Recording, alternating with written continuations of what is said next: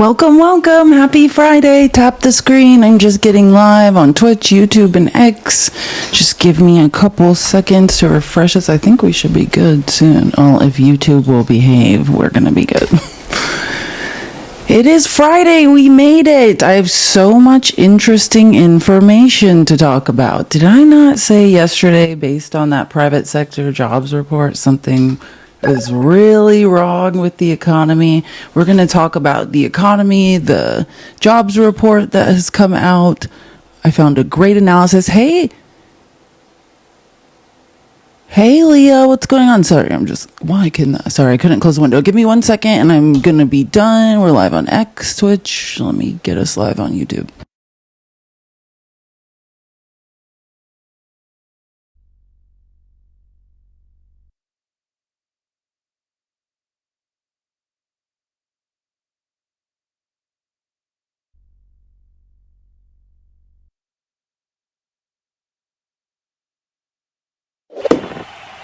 Okay, there we go. I think we're good. Thank you so much. Hey, Rainy, long time no see, but always good to see you. Happy Friday. What do I need to do? Okay, sorry, let me handle these notifications from TikTok Studio. Thank you guys so much for the gifts. Let me just, oh my gosh, sorry. I got medicine. I went to the doctor yesterday, so I'm good. I'll be okay. I'm just losing my voice a little bit. Okay, there we go. Let me do... Sorry, TikTok Studio is telling me to do 3 things. I think we're okay. Yeah, I think we're good. Thank you so much for the gifts. I appreciated it. Hello, happy Friday. Let's get some people in here. I have some really good analysis on the economy we're going to do, and we're going to get to that RFK hearing because I think that is like such a... I mean, I've never seen a congressional hearing like that, which, I mean, that's par for the... Sorry, my iPad went to sleep. Okay, there we go. It should be casting. Give me a second. Okay, it is. We're good. There we go. Hey, Will. I love that name. Good Will Hunt. That's a great internet name. I need to think of a catchier name. Everyone has better names on the internet than me. I've been thinking about that. The problem is, like, you rebrand and people are like, who the hell are you? Okay, we are live on TikTok. I'm just letting people join. Tap the screen. Hello, YouTube. Hi, Twitch. Oh, wait, hold on. I cannot see the Twitch chat. There we go. Okay. Oh yeah, we're gonna watch. I have the whole RFK hearing clip, like all the best parts we were talking about. We just watched one part of it yesterday.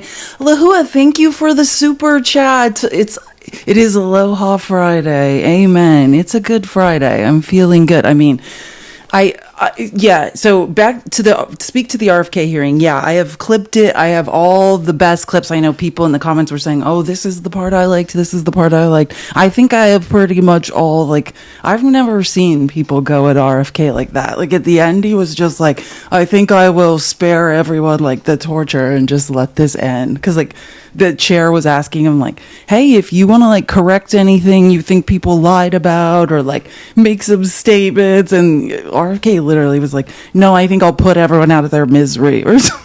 Just like slunk away. So we're going to get to that. I think I'm going to start with the jobs report because I was talking about how important and vital this jobs report, when I saw the ADP, the private sector jobs report, come out yesterday, and I was like, oh my God, because today's report is the government's job reports, which includes, you know, private, public, the survey of the households, and then as well the adjustments for past months, right? Which, I mean, and I found the best analysis. This is why I got into like Wall Street accounts and started like track, you know, and how I really became interested in the S&P 500, because some of these reports and analyses like that come out of Wall Street are some of the best. So I have a really great analysis on this, and we're all going to learn a lot and have the best time. Sorry, give me 1 second. One of my water bottles tipped over.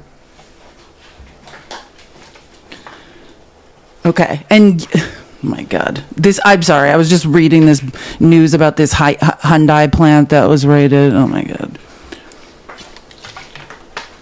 I'm not going to talk about the Hyundai plant raid and like what's going on with that, just because I want to do my own research. I know like Anna Paulina Luna. I can't bother to sign the Jeffrey Epstein discharge petition of American children who were trafficked, but I can start saying that every single person working in this Hyundai plant was a slave. That's interesting. You don't seem to care about trafficking slaves and helping them get justice, but now you're speaking on this. But I do want to say, I don't think this is just like a normal immigration raid. From the basic research I started doing, it does seem like they have been investigating this for months. Now, is that in any way linked to Trump's annoyance with Korea for refusing to make some sort of tariff deal? I don't know, but I'll look into it and we'll talk about it on Monday, because it does look like they're saying, hey, this has been an ongoing like federal investigation for 5 months, like into like illegal labor practices, hiring practice, and things like that. So I just, before I speak on any of that, again, if you're just joining, there was a Hyundai plant in Georgia raided, and I think they got like 500. The majority of them are there. It's not brown people, though. I'm not saying the Hispanic people work there. It's primarily South Koreans, I believe. Yeah, nearly 500. Thank you, Dust Buddy. And I like exact numbers. Thank you. Do correct me. Tell me the facts. Thank you. That's correct. It is nearly 500. It is not 500. Oh, this says 475, so it's 476. Thank you. Okay. Yeah, but I think they're mostly, I think, South Koreans, and I'll look into that, because I think there was like a long investigation going on, so I don't want to comment on that and act like it's just a regular ICE raid, because it does seem like a little bit more. Sorry, I'm just opening up I have so many different charts. I'm excited. Okay. So I want to just let's all tap the screen. Can everyone share the live with 10 people? Let's get some more people in here. Tap the screen. Again, wait, hold on. Oh, I do have the gift goal pin. Sorry, I'm just thinking of what I can do. I can't promote this live. I know on Fridays, less people are usually in the live. I just have some important economic data to go through. So I would let's see here if I can do this. Budget and duration, blah, blah, blah.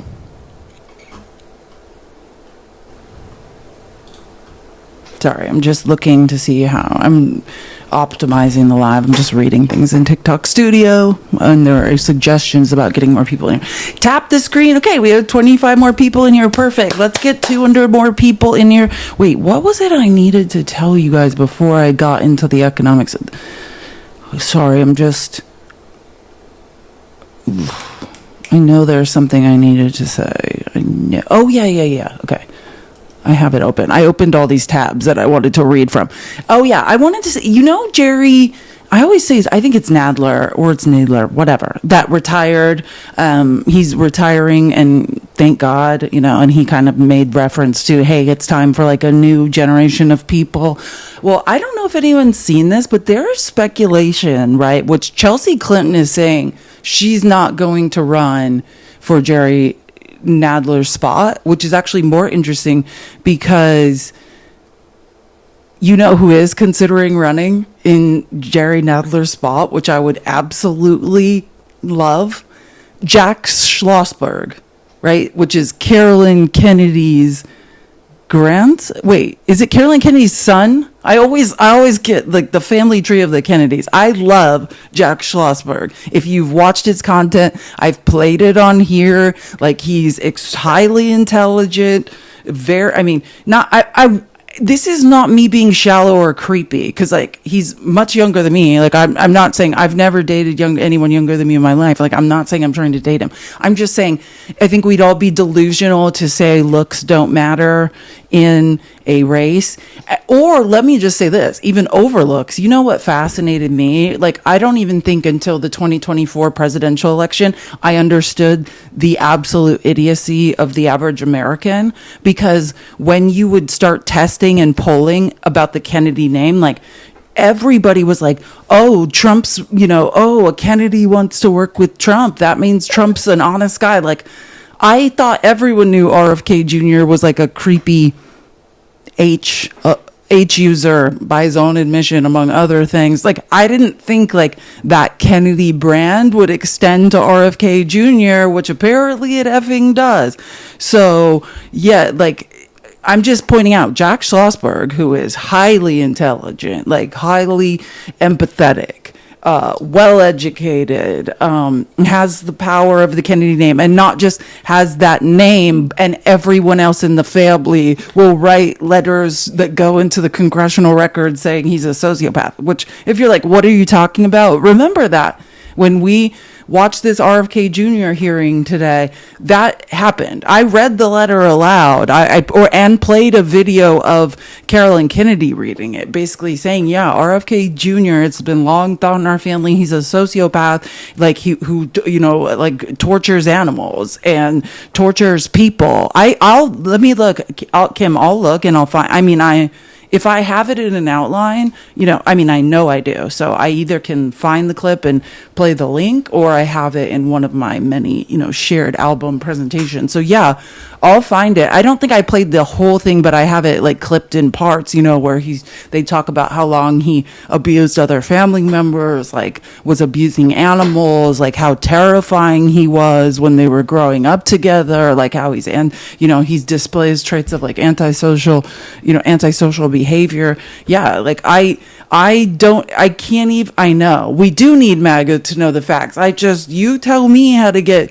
It's just, the problem with that is not just that they're dumb, but like with cognitive dissonance. I did so much research into cognitive dissonance and reading scientific studies about it. And the problem is like, this is science. Like, they are not taking in new information because it's considered a threat to their survival. Like, that's what it is. They're trying to remain in an information silo and a community of idiot cult members. And the requirement of that is you never take in new information that opposes the current belief system. So it's almost like, it's like we are throwing, like, Julie just wrote facts. We're throwing facts at them, and it is literally, they're repelling them. Like, no, my continued survival is dependent on me not receiving this information. like that is, and I'm saying scientifically in their brain, that is what is happening, not like them processing this and deciding. It is like a subconscious decision, like, that is happening inside them. So yeah, we have that's why the education of MAGA is such an uphill battle. But I think, in my opinion, oh my God, Knitting Cult Lady. See, I didn't need you guys to remind me. I was like, God, not again. Knitting Cult Lady talks about it, how like, as pressure increases and conditions inside a cult become more and more difficult and adverse, then the outer fringes of, the people who, and I think like when I do a lot of research on cults, like religious cults, the fringe, the people that you can that you peel off who are looking to escape, are usually the people experiencing the most adverse conditions, like women who are like, wait a minute, this sucks in here. I have no rights. Nobody values me in any way. But let's say we're going to go through some explosive economic data. I've never seen it. And Trump tried to erase the pandemic and pretend like we were all just playing around with the economy. We survived a worldwide pandemic and recovered the best mathematically, statistically in the G7. And but Trump's plan was pretend there never was a pandemic and just act like Biden did all that for fun. The opposite is actually true, right? Everything Trump has done to this economy and these terrifying, it's unbelievable to look at these numbers in this jobs report that came out. And I just want to point out who for what month? It's September, August, July, even in June before it came out, who's been talking about we are in stagflation? And then the few MAGA men I've debated all summer are like, you don't know what you're talking about, not in stagflation. So when I present that every Wall Street analysts are now saying we are where? All up in stagflation, I would like to point out that someone called it correctly, literally in the first week of June. Just saying that Yeah, Mark, I know nothing. And that's how I know you know nothing. Like, God, how insecure are men? Jesus Christ. Happy Friday. Mark says, I know nothing. You read the room, Mark. Let me just tell you something. There are 229 people in here now. There'll probably be like 600 in a little bit. And if I didn't know anything, I'm a highly, highly intelligent woman. Highly intelligent. And still people don't respect it. You know what I'm saying? If I was a white male, there'd be 5,000 people in here. That's the truth. That is how much I actually do know. Not because I just think I have some sort of arrogance, like idiot men that think they're smart. It's because I do the work, because I spend hours doing research, because I have a history degree, and part of that is learning how to do research, learning how to find information and take in tons of information and then spit out, like, make it easily digestible. That came from when I was a second grade teacher. I also used to work in marketing and advertising in the tech industry. So my information about how to effectively package and market and teach information online comes from that. So run away, Mark. You have no idea who you're talking to. But I know you saw a woman and you thought you'd just, like, take a shot and say I was an idiot. Like, classic insecure, uneducated white male.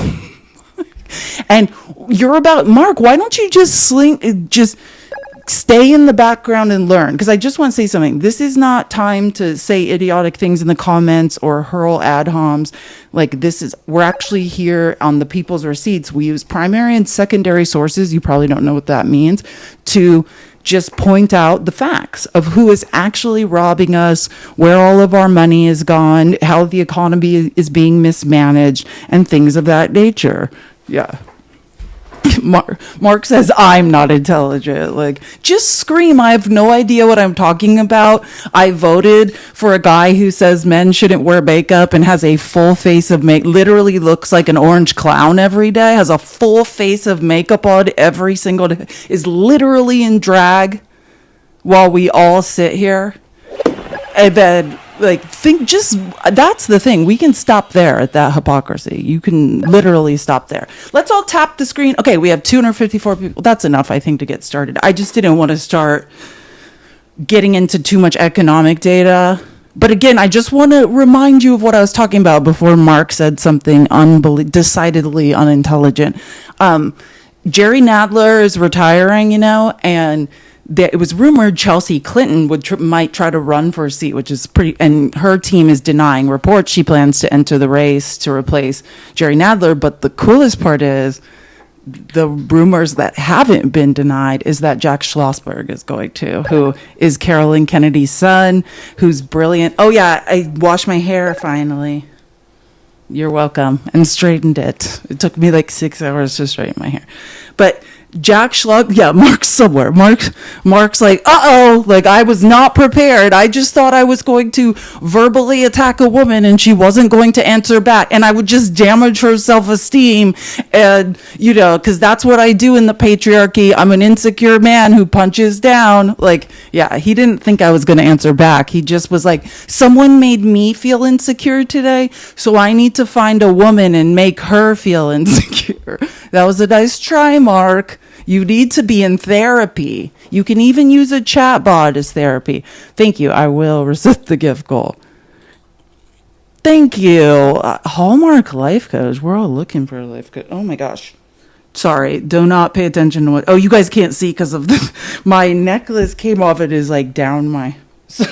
Okay. I'm just taking off. I don't have time to figure that out. I'm resetting the gift goal. I was like, everyone's going to see me and think something weird is going on. Hold on. Let me just reset this gift goal, because if I wait too long, then it just gets more annoying in TikTok's video. Hold on.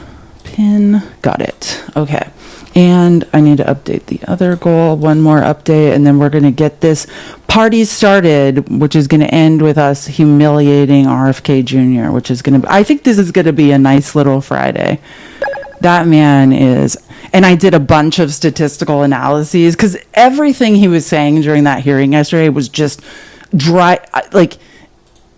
I don't talk a lot about the medical misinformation and the damage to our healthcare system, not because I don't care about it, but because it's so infuriating to me that like it ruins my day to talk about. So like I was doing a lot of research on all of the lies that RFK was telling in that hearing. This man is a prolific liar. And actually, I don't even know if he just has no idea what he's talking about. Like, breathing like Darth Vader, like if Darth Vader's lung collapsed, someone stabbed Darth Vader in the lung is how he sounds. Like, you're telling us you're going to make us healthy like you are? I don't want to be healthy like you are, RFK. I don't want to be healthy like Donald Trump is. You guys look like you're on death's door and sound like you're on death's door. Oh, don't worry. We're going to get to the breathing. You know me. I don't just clip congressional hearings. Like, I got the breathing when they had to, like, literally someone, like one of his aides had to be like, had to go whisper in his ear, like, please mute your goddamn microphone, because like people were like nauseous from his like gross breathing. Like people were literally like senators were like, I can't stay in here unless he mutes his microphone. And then even after they had to remind him like 700 times, like, please, we can't stand to listen to your labored, collapsed lung breathing while lying to us about medical science and telling us you're somehow the healthiest, smartest one here. He just kept not muting his damn microphone. It just kept happening again. And like people would be trying to question him, and all you'd hear is like,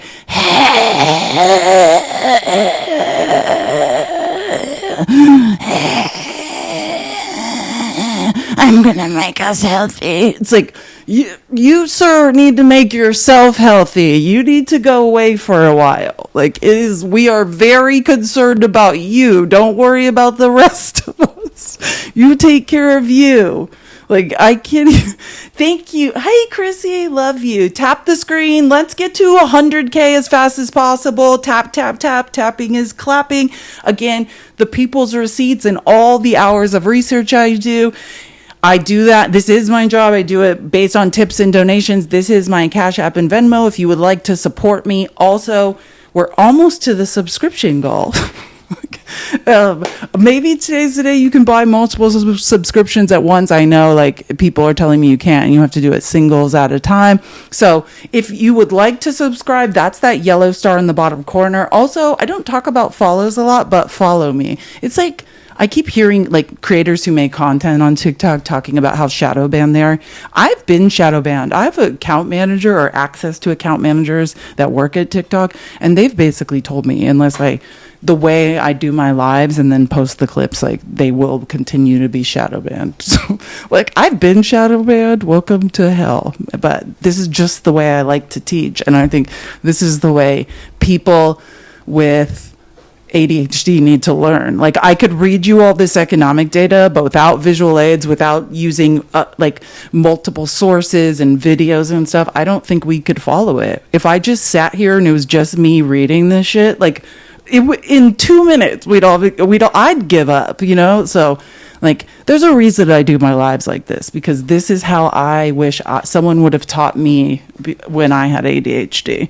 And the more we all scroll the internet, I think we all have it, whether we know it or not. Chris, thank you for the $10 on Venmo. RFK has to go.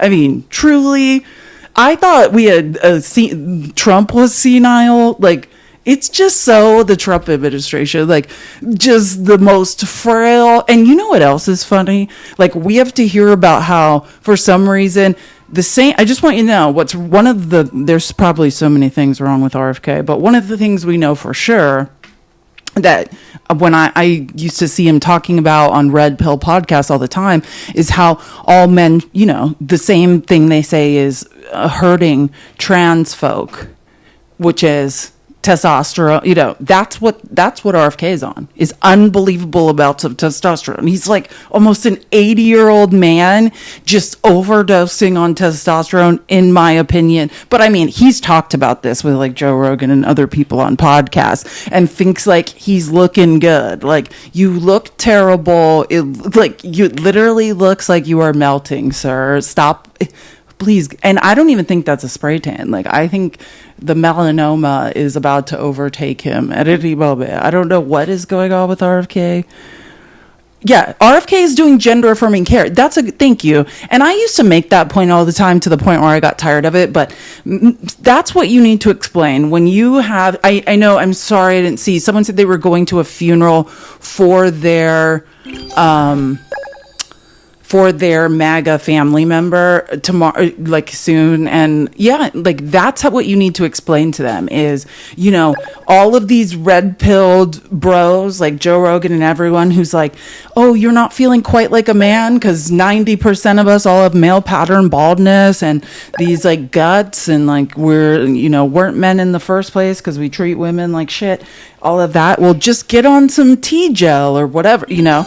Yeah, I mean, that is gender affirming care. I just want to be clear. When you don't feel quite man enough, you don't like your reflection in the mirror, and the person you want to be or think you are in your mind doesn't match when you look in the mirror and you see a bald fat guy, and then you start taking testosterone supplements, that's gender affirming care.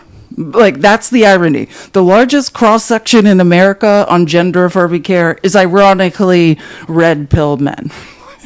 So, like, that's what you need to explain to them, right? If you need to get some Rogaine because you're bald, gender affirming care. Anything you do, like when women get B jobs, hey, I don't feel quite woman enough, I'm being bullied, that's gender affirming care. Anything you do to make you feel more like your appearance matches who you are inside, gender affirming care. That's what you're doing. So I just find it, specifically when we get into the hormones though, you know what I mean? Like what they're like, oh, the same medication I'm picking up from the pharmacy every month, gotta deny that to trans folk. I should be the only person allowed to do gender affirming care. Like the irony will never be lost on me with these people. Oh, hey, Chrissy, you just got home from surgery. Oh, I love it. Must be feeling good. Amazing. I love general anesthesia. Like, it's like it's like the best chance to just power down for a while. Or partial anesthesia. I'm here for all of it. Just getting extra laughing gas at the dentist. Anything to just check out. Yeah, those blue pills, gender affirming care. I think in 2022 we spent, it's between 34 and 36 million in the military budget solely on Viagra. Gender affirming care. You guys want to feel like men? Gender affirming care. And we allow you insecure men to do gender affirming care. And then you're trying to gatekeep what you guys are doing and saying, hey, we're the only bunch of insecure people who have body dysmorphia. We will be the only people with body dysmorphia who get treatment. Like, it's so ridiculous. Sorry. Okay. That was my last drink. Let's get this party started so we can get to mocking RFK. But first, I talked about this yesterday. Actually, yeah, I'm going to go through these because this is the best analysis. I mean, the jobs report that came out this morning we're back in the pandemic, but like I talked about, remember, this is self-inflicted. This is ballistic podiatry, which is an intelligent way of saying shooting yourself in the foot. This situation we're in never had to happen. It's just because an insecure white male who puts a full face of terrible makeup on every day decided to try to do an authoritarian takeover and started messing around with the economy when he is completely unqualified to. Like, that's the reason. None of this had to happen. And I just want to point out, since the first week of June, I'm like, we're in stagflation. So, and I was saying this before most of you got here, but this is one of the many stock market accounts I follow. I'm obsessed with the stock market. It tells a lot about the economy. But this is @_InvestInQ. This is an amazing account, like with tons of information about the economy. This is a thread they made, which I was like, I looked at many threads done by all types of economists, like chief economists for banks and stuff. And this account is always amazing. I also was I recommend following when I do my deep financial dives into all the Congress people using insider tips to outperform the stock market, unofficial whales, their accounts across the internet, they're on YouTube, they're on X, they're on Blue Sky, whatever, follow unofficial whales as well. So again, just the person that's been saying this since June, the Fed's worst nightmare is here, stagflation. Growth is stalling, unemployment is rising, and inflation is still sticky. So just to, again, because I think for a long time we were all very unsure, and it's okay to be unsure about the economy. There's a great progressive insurance commercial where they're like people standing around like a kitchen island being like, oh, the economy, and you can tell everyone's unsure of like how to speak to the economy, like what any of it actually means. And I used to feel that way as well. It's just... Thank you, Lori. It's just important to like start familiarizing ourselves with it. And I just want to say, like, TikTok is a great source to learn about the economy, but so is AI. I want to say this. AI is not a primary source. It's not a secondary source, but it is an amazing tool to direct you. Use an AI tool that will cite sources.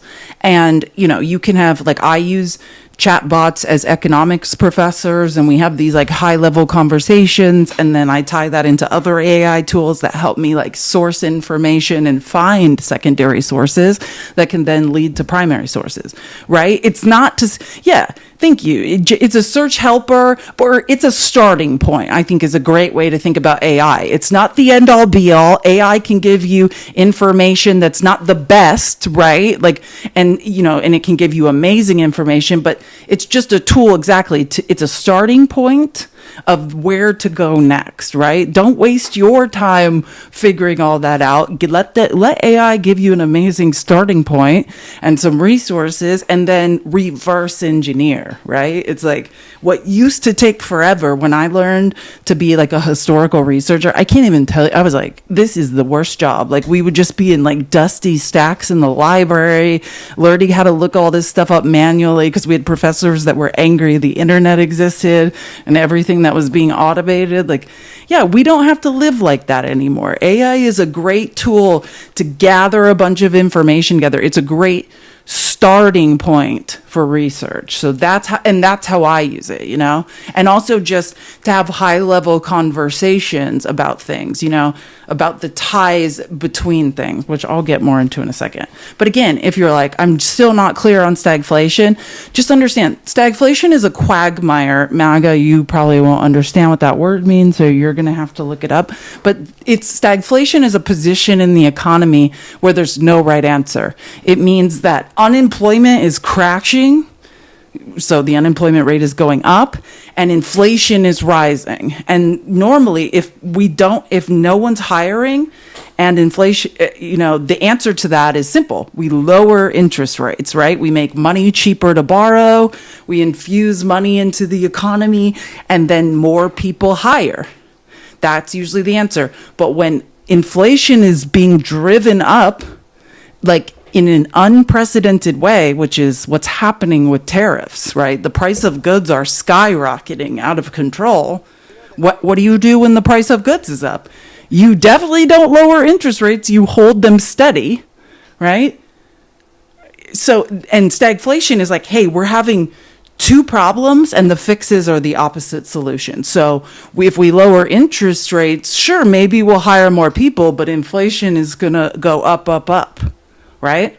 And that's probably at this point what we may have to do. Like the prices of things are going to go up. And that's why I say our economic policy at this point, from a macro view, is a policy of eugenics. It's a giant culling of the population. It's, hey, the lower class, because there's no middle class anymore, is demanding healthcare. They're demanding income equality. They're demanding all these things. And since we don't want to do that, maybe we'll just, you know, make it so inhospitable for them to survive in this economy that they're no longer with us. Okay. So growth is stalling, unemployment is rising. That's essentially what stagflation is. And today's payrolls confirmed it. Just 22,000 jobs were added in August. And I want to tell you something. This number can be adjusted again. That's how scary this is, right? This is the unadjusted August job numbers. That's what you need to understand, because the June and July adjustment numbers came in. So Understand, this isn't the final number. That could be adjusted up or down. Because remember, when we're talking about job reports, it is essentially, can we all tap the screen? No, but thank you to the 2 people who are tapping the screen. Thank you. And your tired fingers need a break. Everyone, tap that screen. Tap, tap, tap, and share the live. That's that yellow or that arrow in the bottom right-hand corner. Share the live if you don't have anyone to share it with. Push the copy link button. That counts as a share. Let's get as many people in here as possible. Just hanging. Thank you for the super chat on YouTube. Love you guys. You're amazing. Thank you for keeping us updated. And thank you for being here. I love doing this. You guys are my family, so I appreciate it so much. Sorry, just my throat is killing. Don't worry, I went to the doctor yesterday. I'm going to be okay. But I just need to just remind me to keep hydrating because I feel like my throat has been cheese grated. Okay, let's move along. And again, if you want to find this thread, actually, I'll put it in. I'm going to at everyone. Join the Discord if you want. 10 of 10 recommend. I'm just going to at everyone, or this will be in the general chat if you don't have your settings set to get updates. I'll do that in 1 second once we get going, because this is one of the best. Oh, I'm in the wrong outline. I was like, this doesn't even look familiar. Hold on, I'll do it in a second. I'll do it from my phone. It's easier. I hate adding things from the computer. Okay, so again, we're definitely in stagflation. We own the unadjusted jobs number is 22,000 for August. That's terrifying. Oh, I'm sorry. I forgot. I only read through this one. So this is a great explanation too. If you're ever looking to explain to family members, that's why I suggest finding this thread. This is one of the most comprehensive threads I've ever seen on a jobs report. So stagflation is the rare moment when an economy gets hit from both sides. Inflation is rising, employment is dropping. Growth is too weak to create jobs, but inflation is still too strong to give households relief. Normally, one eases when the other worsens. And right now, we're in a situation where they're both getting worse at the same time. So it's a quagmire. Okay, for the Fed, stagflation is a nightmare because the usual tools don't work, which I talked about. Cutting rates might ease job losses, but it risks fueling more inflation. Hiking rates might tame prices, but it will kill more jobs. It's a corner with no good exits, also known as a quagmire. That's why the August jobs report hit so hard. So this is what came out this morning. Wall Street, so the projections on Wall Street, the financial analysts were saying they expected between 40K and 100K jobs to be added. I just want you to understand that, like, when less than, 175,000 jobs were added during Biden's economy, they're like, this is a trash economy. I need you to understand how terrible what Trump has done is. Because I can list numbers to you and say, hey, this is how many jobs were added, or they were thinking 40 to 100,000 would be added. That's abysmal. If there was a Democratic president in the White House, there'd be a J6 going on. Fox News would be like, this is the most garbage, idiot human being to ever run the country. And for some reason, I have that clip. That's funny you say that, Dust Bunny. I know exactly what, Dust Bunny, which I'm going to try to start pinning these so people on, that's what I was thinking to myself yesterday. I should pin them. Yeah, there's a bunch of Arkansas farmers that were at, like, crying at, like, not, and I just want to be clear, what scared me most about this, like, rally, they're like, we're losing everything, like, we can't turn a profit. They don't blame Trump, though. Like, they're not at the point, they're like not at the point where they're going to blame Trump yet. Yes, it's like doing a rain dance, you know what I mean? And like hoping it's going to rain. It's like, bless your hearts, but honestly, like, if you're not even willing to identify who's robbing you, who's put you in this situation, then yeah, you keep praying, because that's what malignant narcissists do. They always listen to prayer. Anyways, so Wall Street expected, the projections were between 40K. So on the lowest end, they're like at least 40K. I just again want to say that if under a Democratic president, 40,000 jobs were created, there would be a mutiny. They'd be like, this man is garbage and has to go. Instead, the economy barely managed 22K. Most important thing to understand, that is the unrevised number, is 22K. Like, this is trash. Now, this is where it gets even, you're like, that's terrible. But wait, the bar is in hell and it can always go lower. So understand when I say that's the unrevised number, but what came out in today's August jobs report are the revisions. Remember Trump, what happened last jobs report? He had to fire just a random person who had nothing to do with it. Like, because he doesn't understand how jobs reports work. And he's like, I got to blame this on someone. I promised myself to not fire anyone in my own administration, including the alleged Russian spy I accidentally hired and gave access to all of the White House administration data for 6 months, and who may or may not now be a Russian spy who told me his name was Sergio Gore, and I let him operate for 6 months without ever submitting any information for a background check, and then it turned out his last name was actually Gorokoski, and instead of still firing him, I made him the ambassador to India. Now, I wish that was a story I had just made up, but that is just one thing that happened this week. That's just something that was going on Monday, which that's another story entirely. And I doubt Trump's surprised. I actually think he just made him the ambassador to India so he can fly there and slink away. Why does no one know about this but me? Why? I mean, I do a lot of research. Why does no one know that Trump most likely hired a Russian spy? I said this. I'm like, where the did this man come from? Because I always talk about, I always follow the money. I always look at the PACs that are funneling money, the dark money going into like Trump's very corrupt campaign finance system. And this guy popped out of nowhere and was raising all of this money that no one knew where it was coming from, which in Trump land is, you're my favorite person now. I don't care where the money's coming from. Like, there's just all this money funneling in. So Trump made him in charge of every single. I know that's my point, Linda. That's where, yeah. I'm burying the lead, but Linda, that's the ultimate point. Like, hold on, let me pin that. I'm gonna try to remember to do this more. The ultimate point is the only thing I can't decide about Trump employing a alleged Russian spy is like how much he knew about it. I think he might have known. Like, so imagine Trump allowed a Russian spy to access the entire Office of Business and or the OMB, Management and Business for the White House, which is every single bit of data we have. And by the way, no one has ever heard his name because he's very good at going under the radar. Like, this article came out, I can no longer find. I remember when I first realized who he was. You remember which MAGA doesn't know anything about this. They think Trump's idea to have a Madison Square Garden rally was his own. Remember Trump's Madison Square Garden rally, MAGA? Yeah. Well, that wasn't his idea. That was Mustache Man's idea.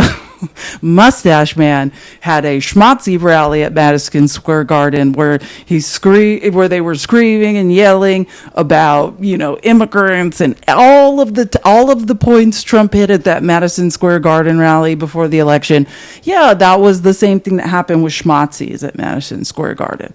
And that was the first time I saw Sergio Gore.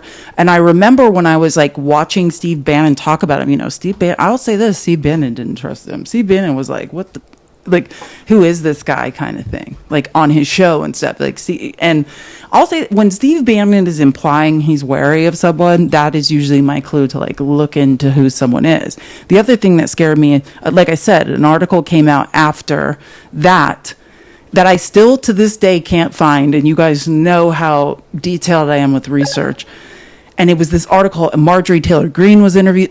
People all over the Republican Party were interviewed, and you could tell by their quotes and things they were terrified of him. That this man had the power to hire and fire anyone, that every cabinet position, every position in the civil service that went out was decided by him.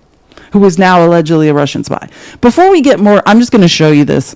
Let me show you a clip about it just so no one has to. I know if any MAGA men are in here, they're thinking, well, this is just a woman with a tiny, like, let me just confirm because, major news networks. And by the way, this reporting, it's always fascinating when this stuff comes out. It originated from Rupert Murdoch. I'm always fascinated by the things that Rupert Murdoch is very clearly deciding, I want people to know this is going on. And he didn't use the Wall Street Journal, which he owns. He didn't use Fox News because that's where he makes all his money off idiot Trump lovers and lying to them. He started leaking this information through the New York Post, which is so crazy. Hold on, I think, what was the first day I did a live? Wednesday. Okay, give me 1 second. I have it right here waiting for us to all despise Trump. I mean, MAGA, you won't care. You're so used to being defrauded, you just think you'll think I'm a liar, but who cares? Whatever happens, don't be bothered by the fact Trump is not smart enough to not hire a spy. Nothing to see here. Nothing that should concern anyone about that. Wait, it's 9:03. Sorry, I'm just finding this clip. Hold on. I'm sorry. No matter how much I try, I will never be able to type on an iPad. Give me 1 second. It is...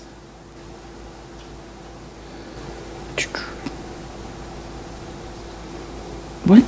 Sorry, I'm just having trouble. I will find this or I will freak out.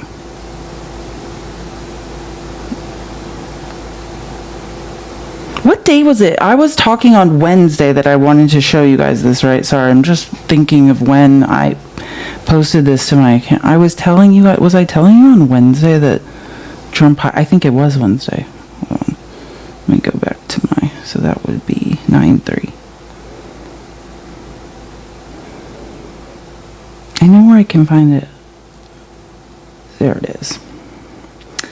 Sorry. I couldn't find my right outline. Trump's hiring a spy. Where is it? I need to look through my outline. 9:03. No, I feel like it was a day before this, though, but I didn't go live. Oh, I have 2 outlines for 9:30. That's right. I'm sorry. I made 2 presentations. Give me 1 second. I'm going to have to start deleting some of these. Oh, don't worry. Found it. Me. Oh, it's been deleted. Holy shit. This is this is a Rachel Maddow, listen to that's insane. It's no longer on the internet. Holy sh!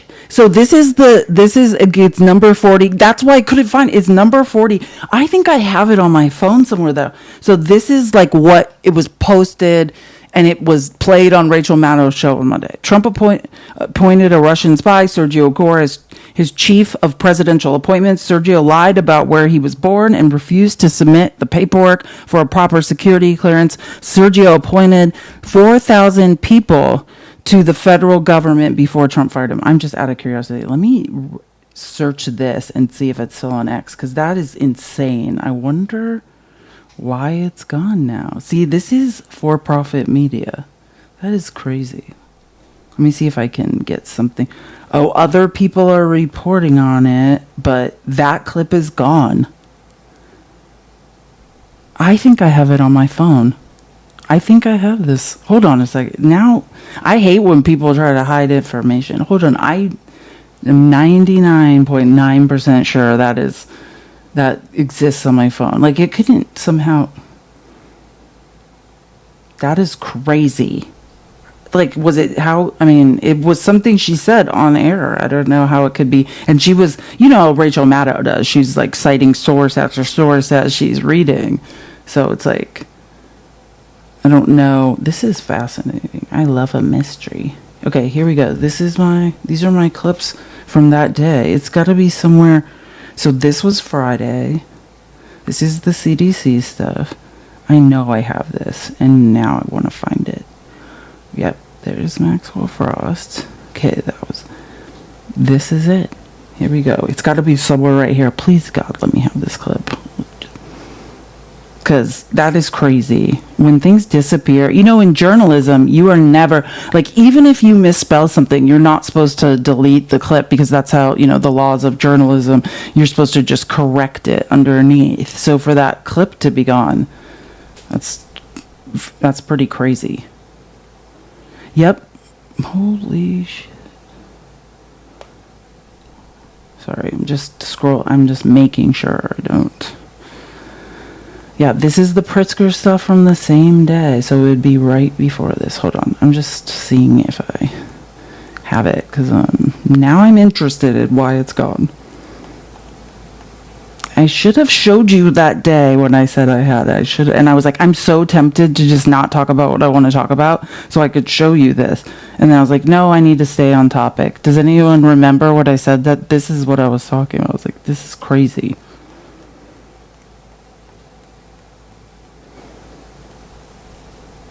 Okay. Yeah,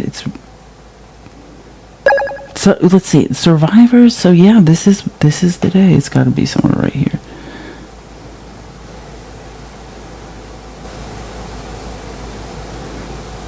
What? This is Wednesday, right? We were talking about the survivors, and that's when I said, like, yeah, I need to show the clips of this. Sorry, I'm just reminding myself. That is insane. I cannot find that clip, nor can I know I screen recorded that.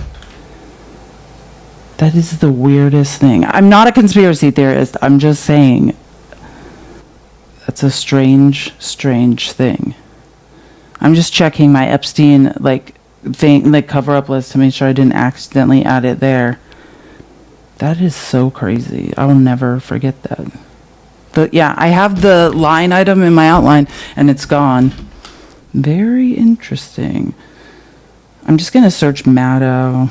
Sergio Gore really quick. I'm just searching on X and seeing what comes up. Here we go. Wait, hold on. I think I saw it. I don't know. Search. I think I found somebody that was trying to repost it. I'm just curious if it's all gone from the internet.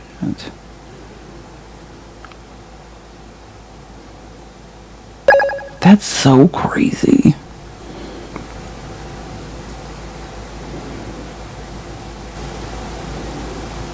Rachel Maddow on-air takedown leaves Stephen Miller shattered to Washington reeling. Yeah. Here we go. It's gone. Oh my God, it's gone.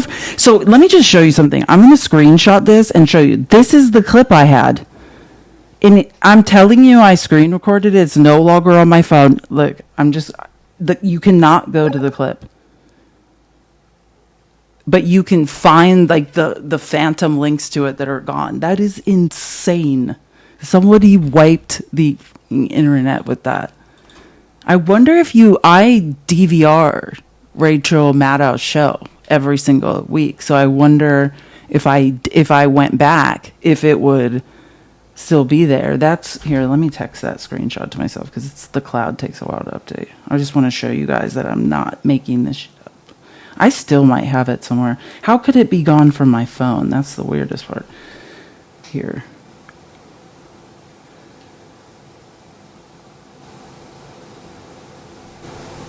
Okay. Sorry, I don't like to go off on tangents, but this seems very important. This is important to me. I just want to show you I'm not crazy. This is the same clip from the same guy that came from Rachel Maddow's show. Trump appointed a Russian spy. Remember, this is a screenshot that I just took from X. This is a clip of Rachel Maddow's show. Right? And Jake Bro, who's a guy I follow, reposted it. Trump appointed a Russian spy, Sergio Go, as his chief of presidential appointments. Sergio lied about when he was born, and he refused to submit the paperwork for a proper security clearance. Sergio appointed 4,000 people. And then someone was reposting it. Top news. Rachel Maddow reporting, absolutely knocking it out of the park. Sergio Gore, Russian from Uzbekistan, who never completed security checks and was responsible for all appointments in the current Trump administration, has been fired. I cannot find, I can find the link in my outline. I know the only reason I know about it is because I screen recorded it. So it's so strange now. How long is that clip? 3 minutes and 27 seconds. And it's not, I can't find it. I never delete anything. I have like a terabyte of clips. That's going to drive me crazy for the rest of all eternity. Maybe I should be glad, because if I play it on the internet, maybe I'm about to be sued. But yeah, I would suggest, I don't know, if you record Rachel Maddow's show or last Monday's show, that is when she was talking about this, because I watch it every week.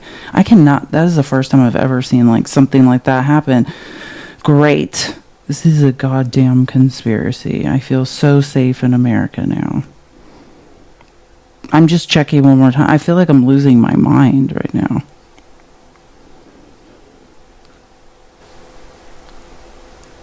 That is so nuts. Anyways, I have to move on, but I don't know. I'll look at, trust me, I'm like, once I get interested in something, I'll find where that clip went. I will find where that clip went. This is not the last we are ever going to talk about that clip, because I cannot stand when weird things like that happen. I will figure out where that clip went. I know I had it. Like, I've never been more sure of something in my life, and now it's gone. Muy interesante. Anyways, we got to move on. Let me go back to today's. Okay. Anyways, Trump hired a alleged Russian spy who now is like, he's giving him a free pass to India, probably to disappear into Russia. Like, India's a very big friend of Russia. So I think, like, if Trump would, let me just put it this way. If you knew that someone had access to all that classified government data, had made every single hiring choice in your administration, it turns out that they had, well, first of all, a real person who was protecting America never would have hired someone without a security clearance. And then, without filling out the paperwork to do the background check to get the security credentials. So what I'm saying is, do you remember when Trump was first elected, and that's what they were talking about, that a bunch of unvetted people who had never had background checks had access to all this government information? And so that's my point. In my opinion, when I analyzed this situation and when I first heard about it and was screen recording this on Tuesday, I think that Trump did it on purpose. I don't think he didn't know. Right? Like, I think he knew time ran out, because it was like, there's only a certain amount of time you can be an interim employee without submitting to a background check. That passed. And then like legal things were happening. So he submitted the information, and instead of firing him, Trump made it so he was just is being mailed to India as the ambassador. Like, I think that's one of the shadiest things that's ever happened in the Trump administration, and we should all be terrified of it. Anyways, that is so crazy. That's like the bag thrown out of the White House that Trump's trying to say was AI. That's the same level of what the is going on. Anyways, hold on. Okay. Let's move on. So revisions. I'm talking about the jobs report, which we are now well into stagflation. Liam, hold on. Let me just check, because I think, is this a different account of yours, Liam? Is this the same Liam I've talked to before? Hold on. Let me just see what this gentleman wants. I think Liam's a Trump supporter, right?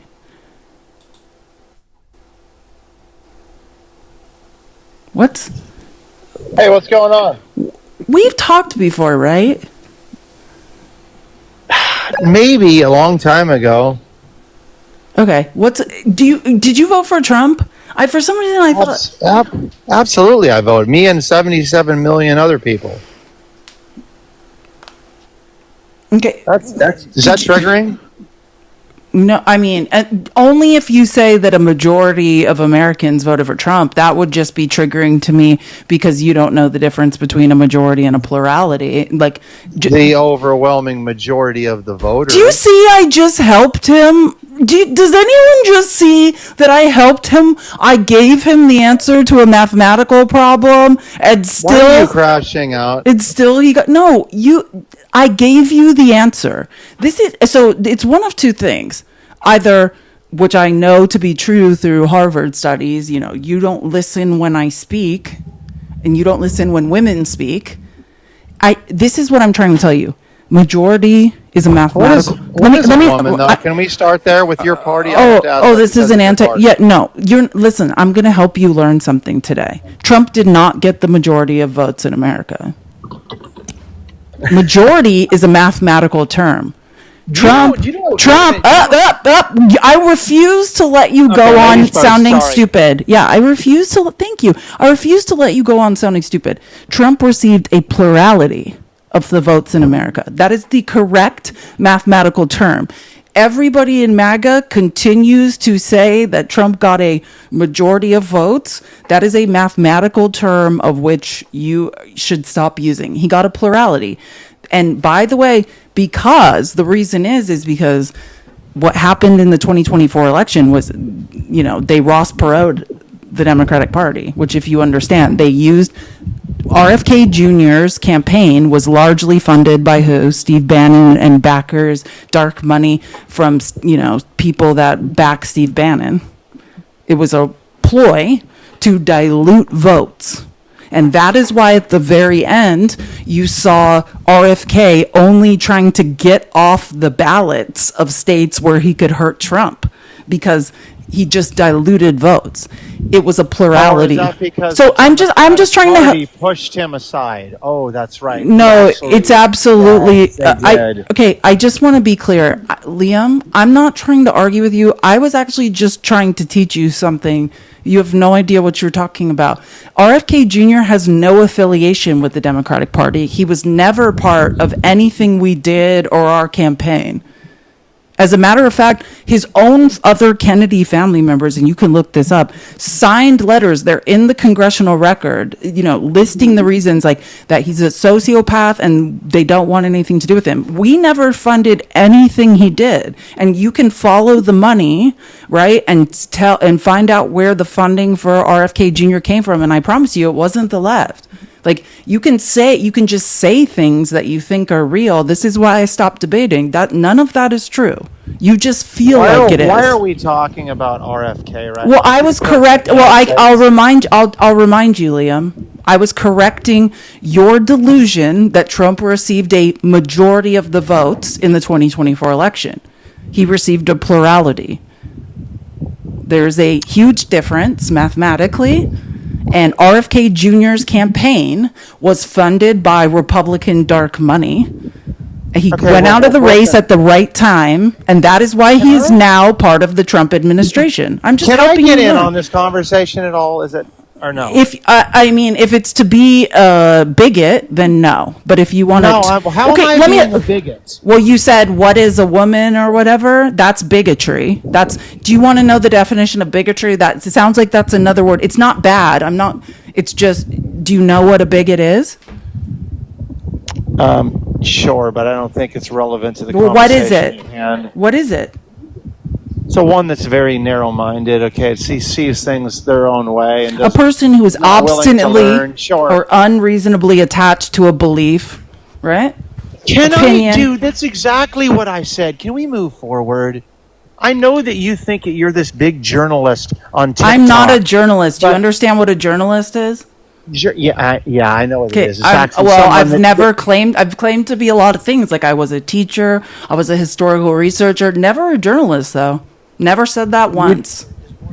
You do like to hear yourself talk, though. I've noticed that. Well, I listen when people have something to say. No, you don't listen, apparently, at all. Yeah, not to people who aren't saying anything about it. So this is what I'm going to say. I know that you guys hate whenever a supporter says, Trump got the overwhelming support votes. He got the overwhelming number of votes, or He got the majority, and you like to correct, okay, on that, because this is what you guys like to think. Because You guys it's like to think, factually and mathematically incorrect. Because wait a you are minute. telling a factual and mathematical fallacy. Wait a minute. So that's Let's why say I'm that you're correcting right. it. Let's say I'm you're right. Okay, 100% right. I'm going to concede everything just so you stop just for 2 seconds, okay? You win. There you go. Look at your smile.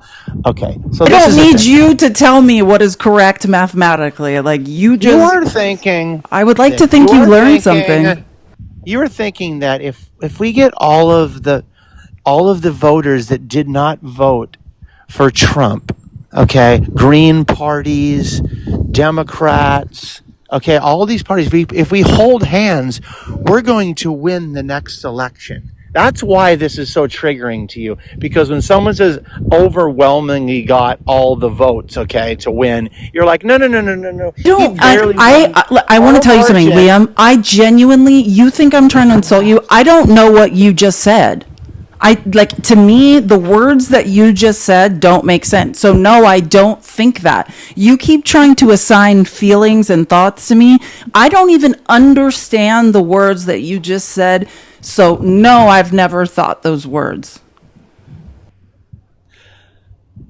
So can we tap the screen? By the way, let's aggressively tap the screen. Let's get to 250K as fast as possible. We can be doing something constructive. This is Venmo and Cash App. If you have a message for Liam, you can donate and I'll read it to him. Anyways, go ahead, Liam. Now I'm gonna mute and you're gonna tell me your feelings. I didn't come up here for my feelings, okay? You jumped into your feelings, all right? I don't do that. I'm a Trump supporter, okay? Ultimately, only because I had to vote for the Democratic Party after the Biden administration, okay? And we all, okay, 34 count felon, Trump himself, who he is, okay? He's got a lot of dirt on him, okay? And I will be the first to admit that. But listen. You're saying after Biden, you're saying Biden just stopped being president and... Oh, I don't know if he was really calling any of the shots his entire 4 years. Oh, this is one of my favorite idiotic feelings MAGA has, the one where they believe Biden was Obama wearing Biden's skin suit. Yeah. Oh, I didn't say that, but that makes a lot of sense. See, okay, that? I'm just pointing out because I took a lot of sociology classes, and people are always like, why are you always on X? Why are you like watching and listening to what MAGA says? And this is one of my favorite. I have been long trying to convince people on the left whose brains work that this is something you all say. And people are like, there's no way they think that. I'm like, nope.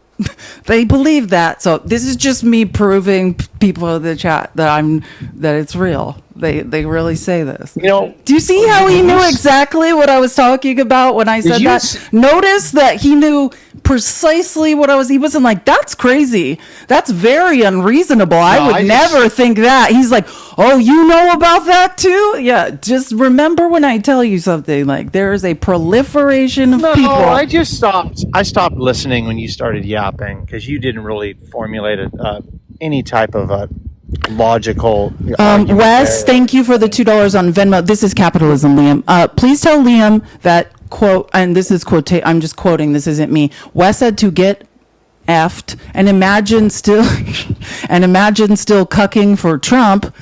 And then this is to me, not you. And then he said, love you, Felice, in all caps. I mean, again, that was from Wes. Why did NBC ask the victims potentially of Trump, which you call, but definitely of Epstein, directly?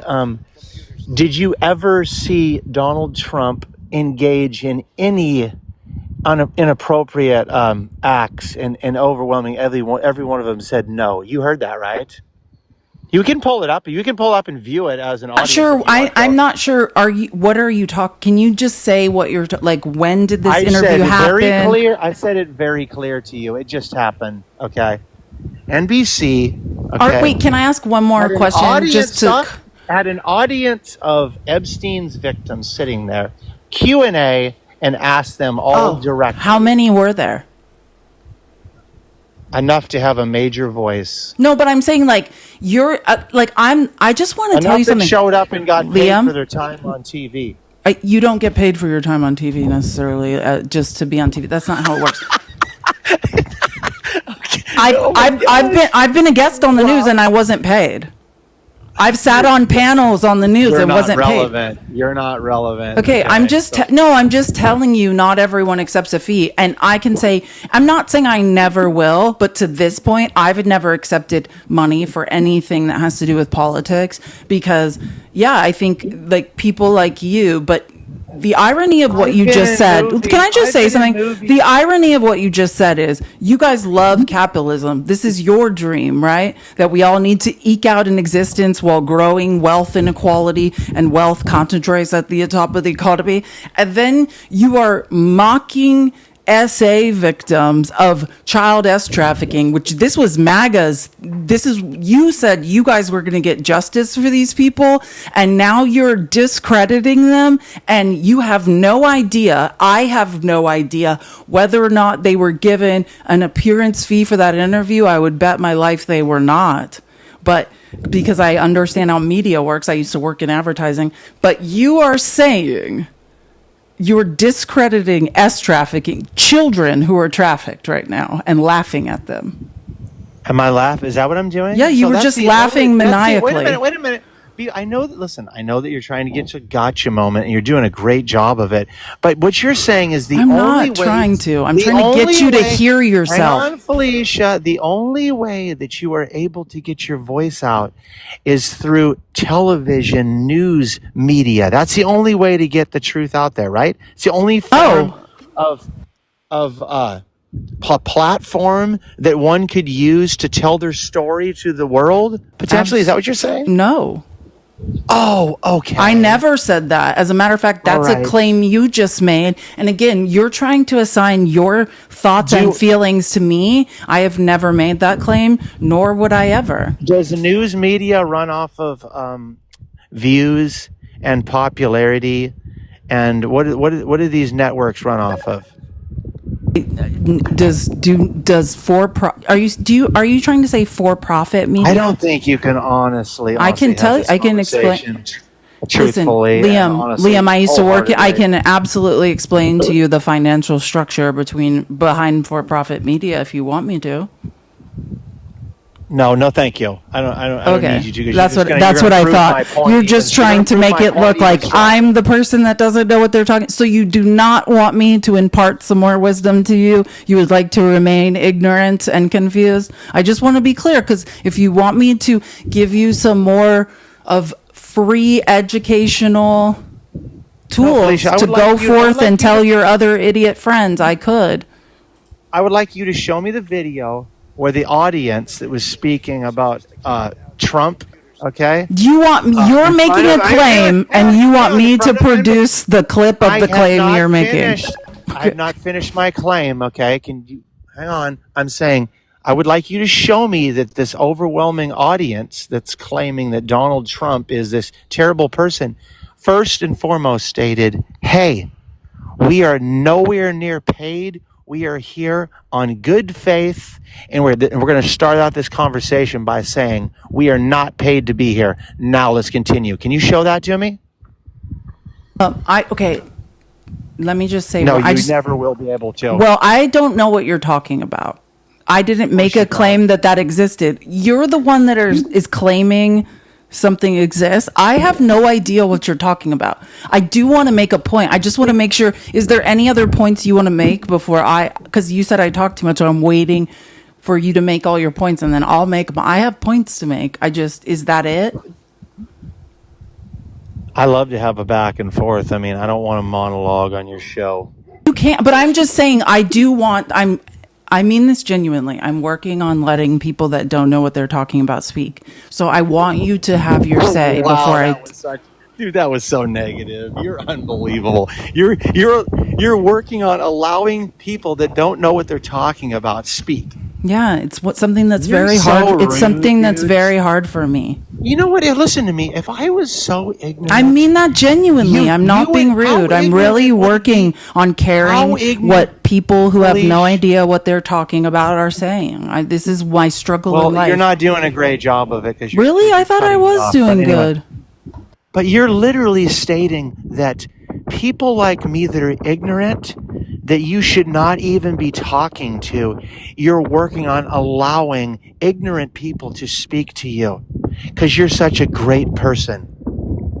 Good job. That's not what I said. Can I repeat it? I'm saying that first of all, this place that you requested to join to have a voice is my platform, right? This is my little slice of the internet where I use my time to do the people's receipts, where I, as a former teacher, person worked in advertising and marketing in the tech industry, and historical researcher, a person with a history degree, uses those skill sets to use primary and secondary sources to debunk the pathological lying of the conservative party, right? And to follow the money, essentially, like follow the finances and determine like who's funding what. Like these are the types of things I do. I don't debate on here, Liam. You're very special.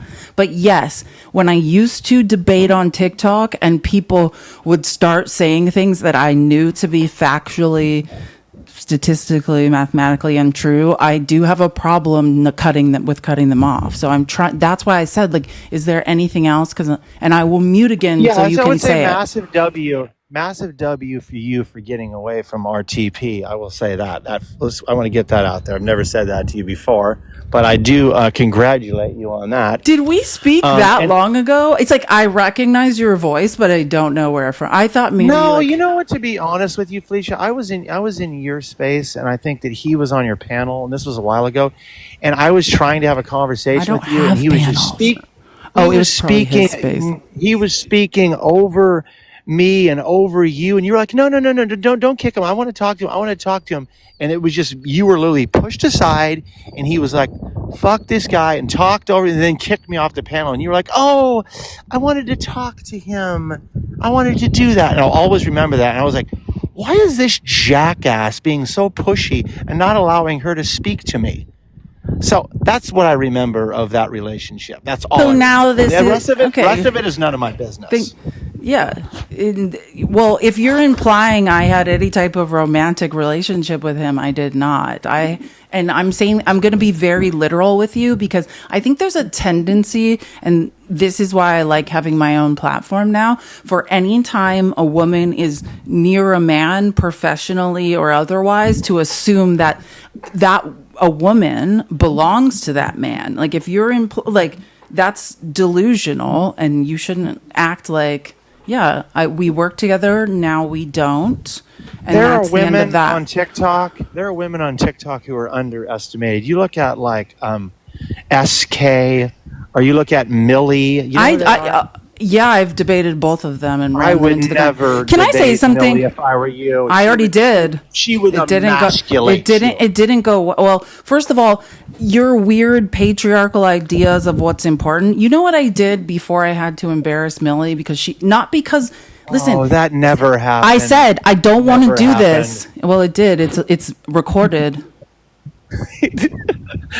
Why would I say this if it did? Listen, I have nothing against. I would love to host it. Can I say something, Liam? Okay, I need to just say something, and you need to just shut up and receive information, because it seems now I know you have a memory. At first, I was like, okay, this guy might be nuts, and I should be nice to him. But you can remember that far back that was over a year ago when I used to work with Jay. So literally almost to the day. So you must not be crazy. So listen to me.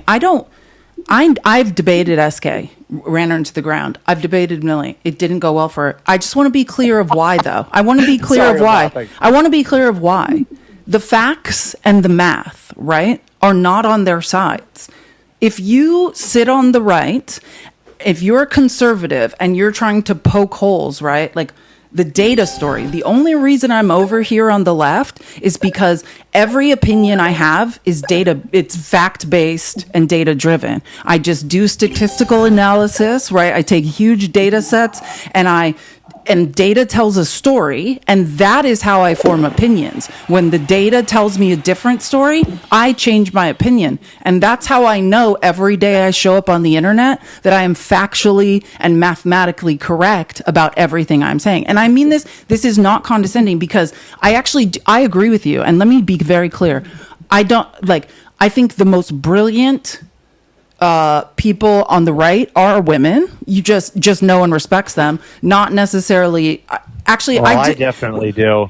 Well, I'm just saying. I want to say that because I think that's why I don't like to battle women on the right, like I just know it's already a hard enough battle just getting any respect from conservative men. So it's not my job to shit on women on the right. Like when I'm yelling at MAGA, that is primarily directed at MAGA men. Women have a hard enough time on their own existing, but yeah. Anyways, my point is, I only had a short. Wait, let me finish. I had a short interaction with Millie. It was when I was on Pickles Lives. Is posted on the internet on my YouTube and on Pickles. She just happened to be statistically wrong about what she was screaming about. She came up there screaming like monster at me, and I told her before I corrected her, I don't want to do this. I don't want to fight with you, and I don't like to fight with women online. But she just was mathematically wrong. So Felicia, I'm gonna. My name is Felice. Felice. You've said my name wrong like 17 times. Yeah, you can learn my name. Well, I just like the way that Felicia sounds. So Felice is better. Anyway, it is better, sure. So my thing is, don't talk about a debate and a conversation with one topic, and don't talk about somebody being emotional because Millie really is not emotional, and I'm only fighting. Can I say something to you that will help you? Yes, you can. Yes, you can. There's nothing wrong with being emotional. The fact you're so steeped in patriarchy that you think that emotions are somehow a sign of not being intelligent. You have emotions. Everybody has emotions. Millie got no. I said no. I did not. I said she was yelling at me. I'm saying I've never had met the way I met her, and I got emotional and was yelling at me. I never said that. That's what you interpreted me to say and I just want to help you deconstruct from the patriarchy because of what is a form of emotion? Is yelling a form of emotions? Yeah, let me get to that. I'm going there. If you just listen and do you want to give me a definition? Yeah, I'm going to right now. I'm going to listen to me. Do not wait for your chance to respond. Really take this in because I'm being genuine. Don't patronize me, okay? You listen. You're not being genuine right now. I am. I'm a very genuine person, actually. So I am. So no. Okay, Liam, you're going now. You're being muted, and if you unmute, then I'm just kicking you. I don't care. I don't have time for this. You're a waste of my time. I spend 6 hours a day doing research, and you're wasting my time. I don't have a problem with Millie. I think she's very intelligent. But the problem where I get a block with women is follow the data, right? Follow lines of logic. And if you do. If you're smart enough, like I debate 19-year-old red pill bros all the time who you could just hear the intelligence in their voice. And it's like, hey, you seem really smart. Just keep thinking, keep following logic, and that will lead you left. Because the lines of logic on the right break up, right? The data story, the math doesn't math. It doesn't tell the right story. And that's how people who are intelligent end up on the left. You follow the facts, you follow the data, and you move left. And if and when that story changes, right? If and when the data tells me a different story, then I will change my opinions. My opinions are based on data and fact. It's not emotion. But I want to say this. The reason I brought up emotion is because anger, right, is the number one most base emotion. So when men say, you're saying I'm not emotional, anger is one of the primary emotions that exist. There's nobody on earth more emotional than the patriarchy. You guys are wildly emotional. I just bashed my fist through a door. I'm not emotional. No, you're a giant emotional baby. Anger is an emotion. That's what I'm trying to say, but I want to just say this. There's nothing wrong with emotions. You were just told that by other men in the patriarchy. That's all I was going to say. I think Millie is probably really smart. I just think when you are on the right, your job is defense lawyer, right? Because there's no clear line of logic. There's no clear set of facts. Your job is to poke holes, right? And just poke holes and poke holes and poke holes and hope one juror, one idiot juror you can peel off to get a hung juror. That's your job on the right, because the logic and the data isn't on your side. That's what I was trying to say. Why are people saying you didn't vote, Liam? Wait, Stephanie, thank you for the $5 on Venmo. Biden can't be both Sleepy Joe and an evil genius at the same time. Exactly. It's such a great point. You can't do both. Do you know the TikTok 5'2" TikTok creator that goes by Good Trouble? How do you know how tall he is? That's a cat dad. How do you know how tall he is? Don't ever talk shit about cats. Cats are one of the smartest creatures. At least they're not as dumb as dogs who just follow people around. You just love them because they're smart. Because they're smart. Because they're smart. They're smart. Because here's why I love cats. If you really want to know, Liam, if you get a cat to love you, if you get a cat, no, you're trying to disparage cats. Which, in the name of my cat, Mr. Mittens, I will defend Mr. Mittens. Cats, if you get a cat to love you, that means something. I can find a stray dog in a grocery store parking lot who will follow me home. If you make a cat love you, that means something. You have accomplished a real feat. Okay, don't disagree with you. Animals need love too. So this is the thing. In an actual proper debate setting, you and Millie would need to pick three subjects. Okay. Is that what you were looking up? I don't do debates online. I don't do debates online. Do you have anything else to say of substance? I'm not. Yeah. I don't want to talk to you about weird. What are you talking about? Dude, you just conceded, okay? You know damn well that you would never. Yeah, that's what just happened. I conceded to. Millie. Yes, you did. You just backed out. You should stop stalking people. I have no idea what you're talking about. Hey, just lurk around and watch her more. Maybe you should. I mean, red flag. You're weird. Now I'm weird. I was ignorant before. Oh, wait. Hold on. You Chris, sorry, I just saw. Chris, are you still here? Sorry, I have no idea how to let people. Wait. Chris, are you requesting? You can come up. I'm sorry, I just saw your text. I was not ignoring you. I just never let people up. Hold on. Dude, if you're just going to talk to your chat, I'm going to roll. I'm not going to stop. I'm not. Oh, Liam, do you want to leave after you made no good points about anything? And that's how sad it is. Instead of debating yourself, you're just bringing up people you think know what they're talking about, which I'm just telling you. Here's my point of why I'm annoyed with you. If there is a salient line of logic that a conservative is following, I'll agree with them. I don't. What is salient? What is salient? Well, you can go Wheel of Death and look it up again. Hold on. Can you just tell me what salient means? No, it's not my job to help you learn words. Yo. I'm not paid to teach you. Wait, I need to read some more things. Thank you, Stephanie. By the way, Biden can't be both Sleepy Joe and evil genius at the same time. Exactly. Please, you and Chris have in common. You know Chris too. Please explain that to the right, how logic works. Wes, how much to kick Liam forever? Asking for a friend. Asking for myself. Rebel Hearts, thank you for the $4. I know, I'm trying gentle parenting. That's hilarious. Can I just say that's really funny? Maybe try gentle parenting with him. I am trying. I thought I was gentle. This is my gentle parenting. That's why I'll never have children, because I don't know what gentle parenting is. Oh, I would run too, Liam. Anyways, Chris, for the record, you witnessed my debate with Millie. Can you just expound upon it for people?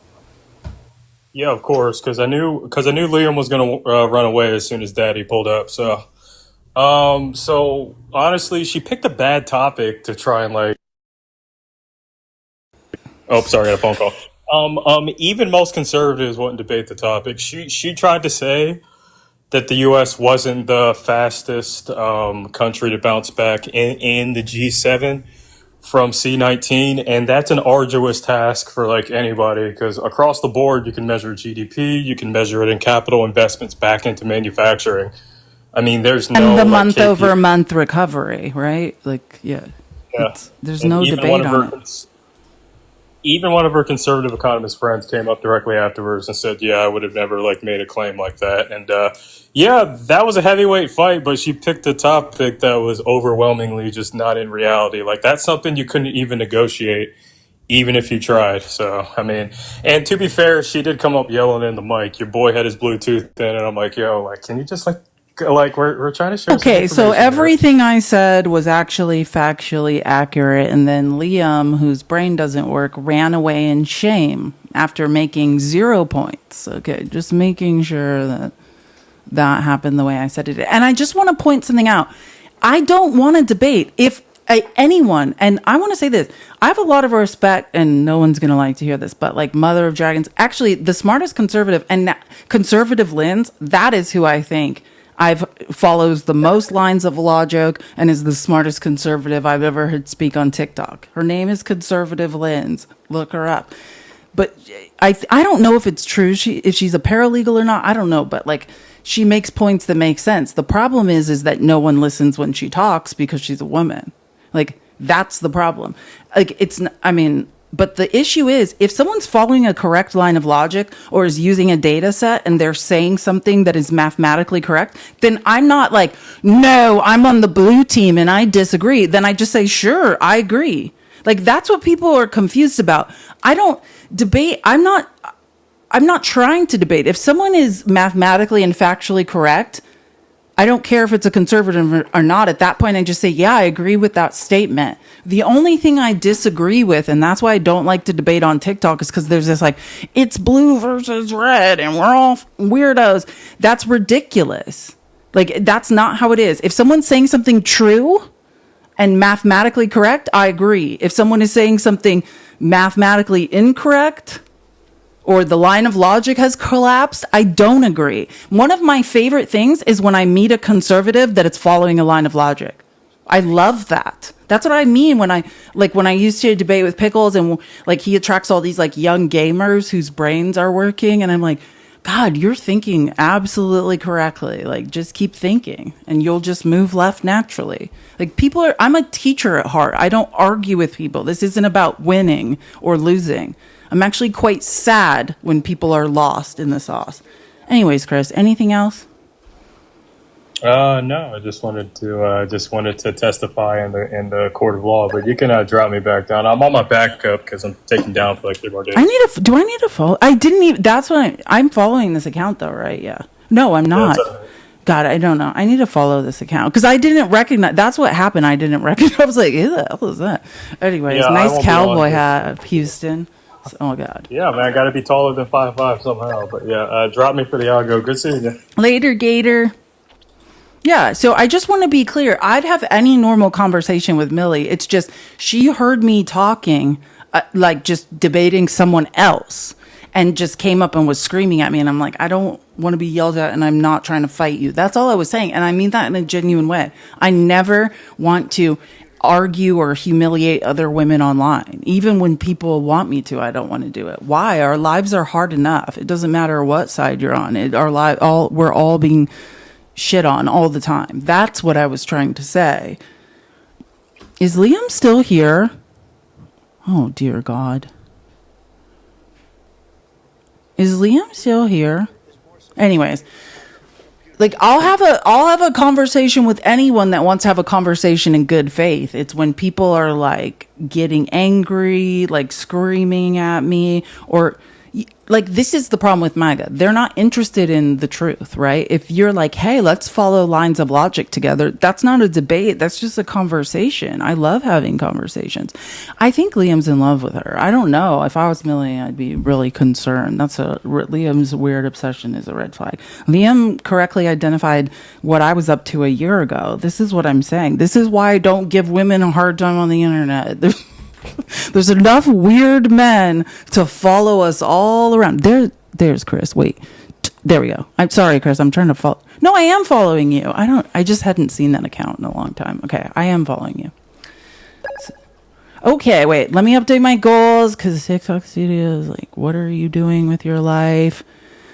If anyone else, while I'm sitting here, wants to request and have a conversation about politics that's a Trump supporter, I'm willing to do it. It's like, I don't want to fight. It's just when people come up and say things like, what is a woman, or idiotic things, that's where I'm just like, I don't know what you're talking about.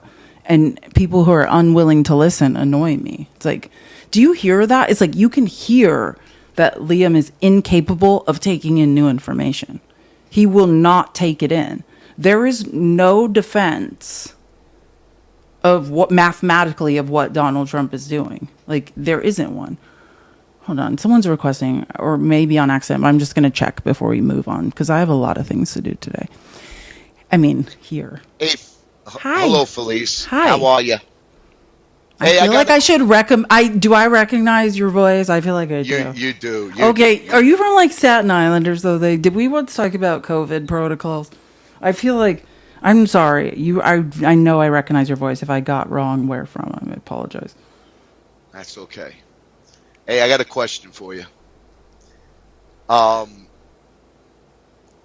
you name 5 things that Donald Trump has done good in his presidency and 5 things that you don't agree with in his presidency? Like this presidency now that he's done good, that are good? I don't know any. Personally, I'm just saying, I don't know any. What are they in your opinion? You tell me. I can agree or disagree. I genuinely don't, like in this presidency, like I don't, like this is the thing. I could, in his first presidency, Operation Warp Speed, that was spearheaded by him, 100% agree with. I just don't think that was his plan. Like it's not, he's an idiot that he had very intelligent scientists planning something and helping him plan something, and then he signed off on it. But the fact he didn't squash that and didn't let 1.2 million people perish, I think that was a good thing, yeah. Okay, same. No, I don't think he's doing anything. He gave like increased funding to HBCUs, and like I'm thinking right now, like comparing what he did in it, not more than like Biden did or anything. Like that was a common misconception, but like compared to what he's doing now, which is denying the existence of slavery and the absolute erasure of black people in America and the plights that they are going through. Yeah, I'd prefer who he was in his first term, when he wasn't completely off the rails till now. I don't know, like, breaking down the checks and balances and of democracy, I don't think is a good thing. I agree. Yeah, I don't. The reason why I asked that question is, I just want to see if you thought that he was doing any good for this country. Because me, honestly, I don't think he's doing not one thing good for the people of this country. But that's me. You know what I'm saying? Yeah, well, I'd say this is the thing. You have to understand the psychology of a narcissist, right? Like, they're transactional. Anything Donald Trump is doing, like, let's say he did something that maybe the rest of us would perceive as genuinely good. In his mind, that would be to get supply, right? That would be to get social capital, to get the praise and adulation of people. It would not be because he has what the average person in America has, which is effective empathy, right? Those things do not exist inside of Donald Trump. And that's the essential issue that people need to understand. Like, he sees this as a chessboard, except for, he's not strategic, but we're all just pawns he's pushing around. So even if you believe that he's doing something that's good, it's not for the motivation behind it is not good, right? Right. Which I care less Just like about, when because I'll say I really care less about motivation, just about is it useful or is it not useful? And unfortunately, most things that narcissists do are not useful to the rest of us. Right. Now, like when the jobs report came out, what today? This gained like 22,000 jobs. That's it, or something like that. And unemployment rate went up to 4.3. And then he came back. He got on his mic and said, "Listen, it's going to be better in a year. Everything is." When it comes out bad, it's a year from now. I never said it was going to happen right away. When he actually did, for the last few months, all I've heard was inflation's down, job growth is up, and none of that was true. It's like he keeps the thing that I think people on his side don't realize is this guy repeats something over and over and over again. So that's all you hear. So you think it's good when he keeps replaying. If I told you everything's good, good, good, good every single day, but you knew it wasn't good. But if I keep repeating good, good, good, good, eventually you're going to think it's good, right? That's how his base is. Well, I mean, if you're an idiot, yeah. Right. No. I don't get. Yeah, right. Exactly. So. And I say that, like, I would say it when I was a second grade teacher, I was much more delicate, but I just think, like, as democracy crumbles, as wealth inequality grows, like, I was just doing a statistical analysis, like, 2.5 trillion a year is being transferred to the top of the economy from what is now not even the middle class. It's just all of us on the bottom. Like, yeah, I just think there's no time to mince words. If you believe that what Donald Trump is saying is the truth, then you are not well. You are possibly an idiot, probably also in cognitive dissonance, and you need to wake up. Like, it's just not the case. Right. And if you think it's a flex to, like, mathematically poke holes in or point, I mean, there's no lines of logic. There's no data that supports what Trump is doing. There just isn't. You can poke holes in it and say, well, maybe this or maybe this, but it's half speculation and you're just a defense lawyer trying to isolate one idiot and getting them to agree with you. That is what conservatives well, first of all, there's no debate going on TikTok. This is not speech and debate. This is just a bunch of idiots yelling their feelings, but that's what they're doing. That's not a full line of logic. Like, and I get it. I have a very easy job. The data is on my side. And if it wasn't, I would just switch my belief system. But I appreciate you coming up. I'm going to get back. I just want to say one more thing, if you don't mind. Sure. And then the other thing that he keeps telling America is that China needs us more than we need them. And that is so incorrect. I mean, obviously, yeah, that's very incorrect. And that's a fact. Listen, our economies are coupled. Nice, yeah, no, have a great day. Don't even know. You have to. Can you leave? Because I'm like, sorry, I can't see. I can't see your square on my TikTok studio. Is like not letting me see your square. So I'm like, how do I even? Oh wait, now I think I can. Maybe. Hold on, I gotta click on multi-guess. There we go. Oh wait. Sorry, I just declined someone's request. I pushed another wrong button. Sorry for whatever I just did. Yeah, no, I think that at this point it goes without saying. Like, you can sort of make like dumb points, which if at this point you are trying to defend Donald Trump on the economy, I would just say, I don't know. Unless you're just saying, let's wait and see. I don't know what you could even be saying at this point, which was let me go back to our actual what we were talking about. But since it's Friday and this happened last Friday, since like people have thoughts and feelings, if you want to request, if you voted for Trump and you want to like tell me what I don't know about what I'm talking about, I'm fine. I welcome you doing that. That's fine. If you're not following me, please follow me now. Thank you. Here, I need to reset the super chat goal on YouTube. Sorry, I have a lot going on. And when I start talking to people, I forget to. Oh, okay. There we go. Manage the live. Okay. That's what I was talking about. I do want to talk about the jobs report because the worst thing, like, I think what people are seeing in the headlines is, oh shit, we only added 22,000 jobs for August, which I just want to be clear. That is absolutely abysmal. And that's a nightmare. Right. And I already, prior to that sad conversation with Liam where he said nothing of any substance, like that's what we were talking about. And I was explaining in the first week of June, I said, we're in stagflation. And then I had to hear from Magaman, no, you're right. No, we're not. You don't know that. Now, and we are, right? This is one of my favorite stock market prospectus accounts doing an analysis on the jobs report that just came out. Here, let me go back to some of the beginning parts because I just want to be clear. that, like, this is what they're talking about on Wall Street. The Fed's worst nightmares here are stagflation. And the first week of June, I sat here on the people's receipts. I'm like, we're in stagflation. Everyone needs to get ready. It's happening. And that's when I've been explaining stagflation for 3 months while people are like, we're not in stagflation. Well, now Wall Street agrees. We are mathematically in stagflation. So you're welcome for calling it right in the beginning. But anyways, the worst part of the jobs report, I mean, it's bad. I just want to be clear. If you're only adding 150,000 jobs, that's abysmal. The August prospectus on the low end was 40K. On the high end was 100K.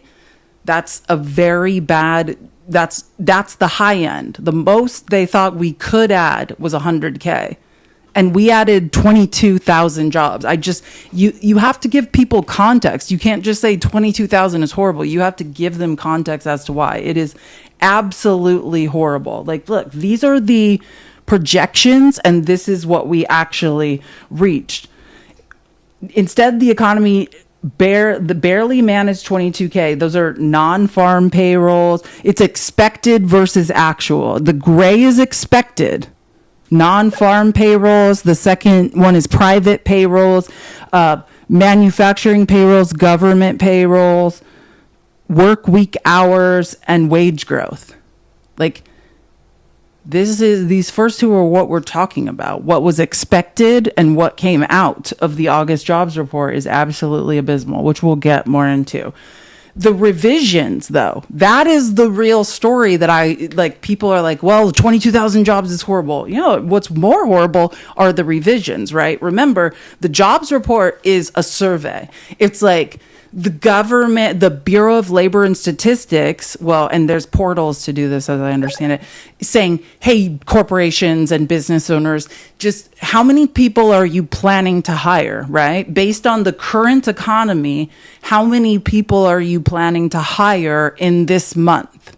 And then they say, this is how many people we're looking to hire, right? And revisions are, hey, due to this up and down movement of the economy and things outside my control, here's the real number. So when we are adjusting past months, that's what they're saying. We've never seen wild revisions. We started in the Trump economy, which I think, if you really want me to know where I think these wild job revisions have started, you have to take it back to trickle-down economics, right? From 1980 to 2022, $50 trillion has trickled up.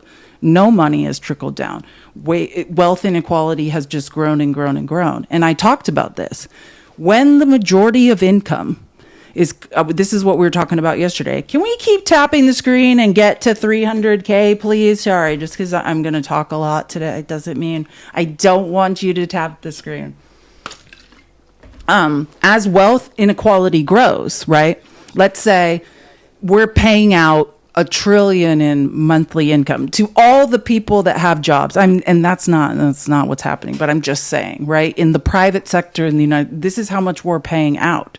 When, let's say, 80% of that trillion is going to the top of the economy, right? To the top 5% of the economy. That's where all of the monthly income of all the work that's being done in the US is going to the top of the economy. What happens, right? We have a consumption-based economy. It is based on people buying and spending, right? We have to fuel our economy. This is the marketplace, right? This is where people come. This is the town square, the largest marketplace in the world where people sell goods. When people stop consuming, that is the definition of a recession, right? It's the lack of the need for consumption. That's what a recession is. People just saying, I don't want to consume anything right now. That's literally, if you're like, what's a recession? That's what it is. People just saying, I don't want to buy anything right now. And that's because our economy is based on constant extreme consumption. That is our worst nightmare. Now, when all the income that's being paid out because of all the work and labor hours that's being done in the US a month, and the vast majority is going to the top of the economy, what happens? Not a lot of consumption. Why? They already have enough money. If that distribution, if 80% of monthly income of all the labor done was going to the middle class, what's going to happen with that money? It's immediately going to be spent. People don't have reserves. The middle and lower classes are one bill away from medical bankruptcy, right? Like, so the minute, if that 80% was going to the majority of people in the US who don't have unbelievable amounts of savings and stock portfolios and millions of dollars, that's being recirculated immediately, high velocity money feeding our economy. When it's all being concentrated at the top, they don't need to spend that money, which is a problem. We have stagnation in the economy, but what happens with that money? It's what drives the recessions, asset bubbles, right? I was talking about this yesterday. All of this extra money, they don't need anyways. They don't need to imminently spend it. They speculate in the stock market. That's what created the tech bubble in the 1990s, that economic recession. That's what created the housing bubble in 2008, the worst recession since the Great Depression, right? It is speculation in the stock market and asset bubbles being created. Think about the housing crisis in 2008. We are creating all of these jobs. Everyone's like, well, I was a nurse, but I'm going to become a mortgage lender because apparently you can get rich doing this. And all of these people, we created all of this entire mortgage bubble and housing bubble built off speculation from the top of the economy. And when it crashes, recession, more transfer of wealth to the top of the economy. That's what we're talking about. So anyways, but let's talk about the revisions. Forget the 22,000 jobs in in August, which is terrible. The June revisions are in. This is the first time, I just want to be clear, our economy contracted, right? The revisions made, here, let me see if I can make this big enough so everyone can see. The revisions made the story worse. June was was first reported as a gain. So they reported 147,000 jobs. Still, if there was a Democratic president in the White House who reported 147 jobs, they'd have the pitchforks out. Every single jobs report for Trump has been abysmal. But okay, 147,000 jobs. It is a fucking F, but still okay. It was revised today. It was cut to 27,000. Now, after a downward adjustment, June shows the economy actually lost 13,000 jobs. That's the final revision. Do you see that? Let me see if I can make this clear. See this red? That's June. We contracted. Our economy is no longer growing. You know the last time this happened? The pandemic. Here's the difference between you're blaming Biden for a worldwide pandemic. That means your brain doesn't work and you're an idiot. Now, why is Trump doing this? No reason other than just effing with the economy, creating transfers of wealth to the top, authoritarian fascist takeovers. I call it ballistic podiatry. These are self-inflicted wounds. It's shooting ourselves in the foot for no reason. None of this had to happen. Now, I know you've heard different on Fox News, so you probably believe that's the case. It's not mathematically true, right? The headline of The Economist in December 2024 was Trump's inheriting like the economy that's the envy of the world. I thought Donald Trump was just going to waltz into office. He was going to take credit for everything Joe Biden did. That's what I thought. And he was just going to be like, I did this. And the economy was going to fire on all cylinders. I don't think it's similar to what I thought about that CDC director that Trump and RFK Jr. just fired. I thought she was going to be confirmed and like sell out and be some anti-science wacko. Apparently, it turned out the opposite way than what we all thought, right? She's not that. She was like, actually, I took the Hippocratic Oath and I can do math and I understand double-blind scientific studies and I'm not going to sell out. Same thing here, right? I thought Trump was just going to waltz in and take credit for all of that Biden had worked on to expand our economy. Instead, like a idiot kamikaze in full drag makeup. No, sorry, drag community. Trump's makeup is awful. He just kamikazed our economy for no reason. So people need to understand, and I'm going to make it clear with the next slides, because understand what Trump has done. None of this had to happen. There's a difference if there's a worldwide pandemic. We lost 1.2 million lives during the pandemic just inside the United States. Our economy came to a standstill, and then we had to refire and restart it. What Joe Biden did is literally like a miracle. Not because I think, and I want to be clear about the difference. We're not cult weirdos on the left, right? That believe Joe Biden's some genius who saved us all. Joe Biden understands how to, right? He had very brilliant people in the right places and just said, you're the expert economist. You tell me how we come out of this. You tell me the best strategy to fuel our economy and recover the fastest. Trump has to be in charge of every decision in every part. You can't be a NASA expert, a CDC expert. You can't FAA expert, right? That's what he's doing is literally putting, and I always say this, one of my favorite things is, I love how Trump said that DEI was ruining the country. Biden had one of the most pound for pound qualified cabinets ever seen in the White House. Trump's cabinet now, there's not a qualified person in there. The point is to get unqualified idiots, because that is the point in fascism, to discount science, discount data, discount research, period.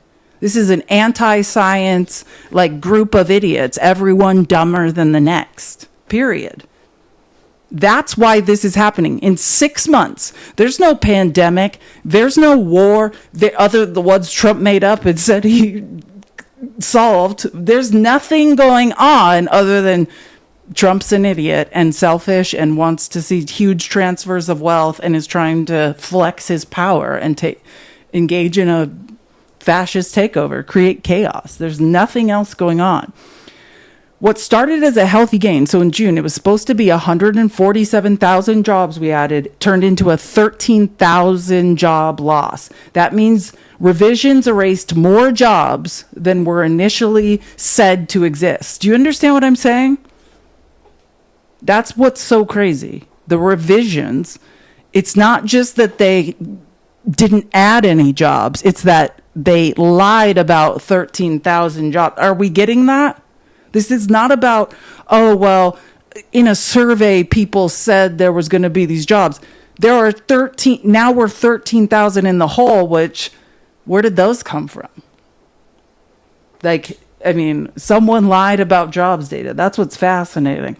It's a reversal of reality, which I think is a great way to put it. That is deeply troubling for data credibility. Now I understand why Trump was firing someone, not because they did it, but because clearly the White House is manipulating data and doesn't want to tell the truth. And now I understand why in the first week of June, I started screaming we're in stagflation. We can't lower interest rates because what happens, right? We lower interest rates to create jobs, then inflation, then the price of goods goes up even more. That's what stagflation is a quagmire. No matter what you do, something is going to get worse. And Trump's yelling, lower interest rates, lower interest rates, lower interest rates. And he's been yelling it since April. And now I know why. Because economists were telling him, no one's hiring, no one's hiring, no one's hiring, no one's hiring. This is going to get bad. This is going to get bad. Now you know why he's been running this insane campaign to blame Jerome Powell for all of this. Because this is what happens when you have, widely fluctuating, your trade policy, your international trade policy looks like a sine wave, right? This is what happens when international trade policy looks like a sine wave. If you were a business owner, how do you plan who to hire? How do you plan when you don't know the cost of moving a container of goods across the ocean? That is the problem. The job of a president is to create stability so that the private sector knows what's coming next and can flourish. And Trump is doing the opposite. This is 100% attributed to everything Donald Trump has done. Now, the question is just, why do you think he's doing it, right? That's the only question. He can point fingers at anyone he wants. He did all of it. The damage is larger when you add it up. May and June together, right? Because it wasn't just June that was revised. May and June together have now been revised lower by 280,000 jobs. May was revised as well. 280,000 jobs we thought were created were not. Every single jobs report in 2025 except July, has been revised down, which is true. I think sorry, it's not in this thread, but I think the projection for July, because I mean, now we know there was no jobs. They went out of their way to try to create jobs in July. I think the projection was like 73, or it was either 73 or 75, and it was revised to 79. So it went up by 4,000. But I mean, that's a pittance. I mean, that doesn't take us out of stagflation. By the time the truth shows up months later, the slowdown has already hit, which is fascinating, right? Because a real president that cared about the rest of us, not the 1%, not billionaires, not corporations, would have done something long ago, or would have told us about this, would have sought help. The unemployment rate also climbed to 4.3%, which actually, I want to get into that because it's much worse than that.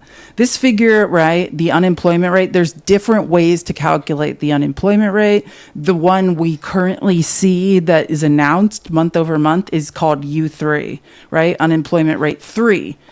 It only counts people. So the general one we see every month is only counting people who are out of work and have actively searched in the last 4 weeks.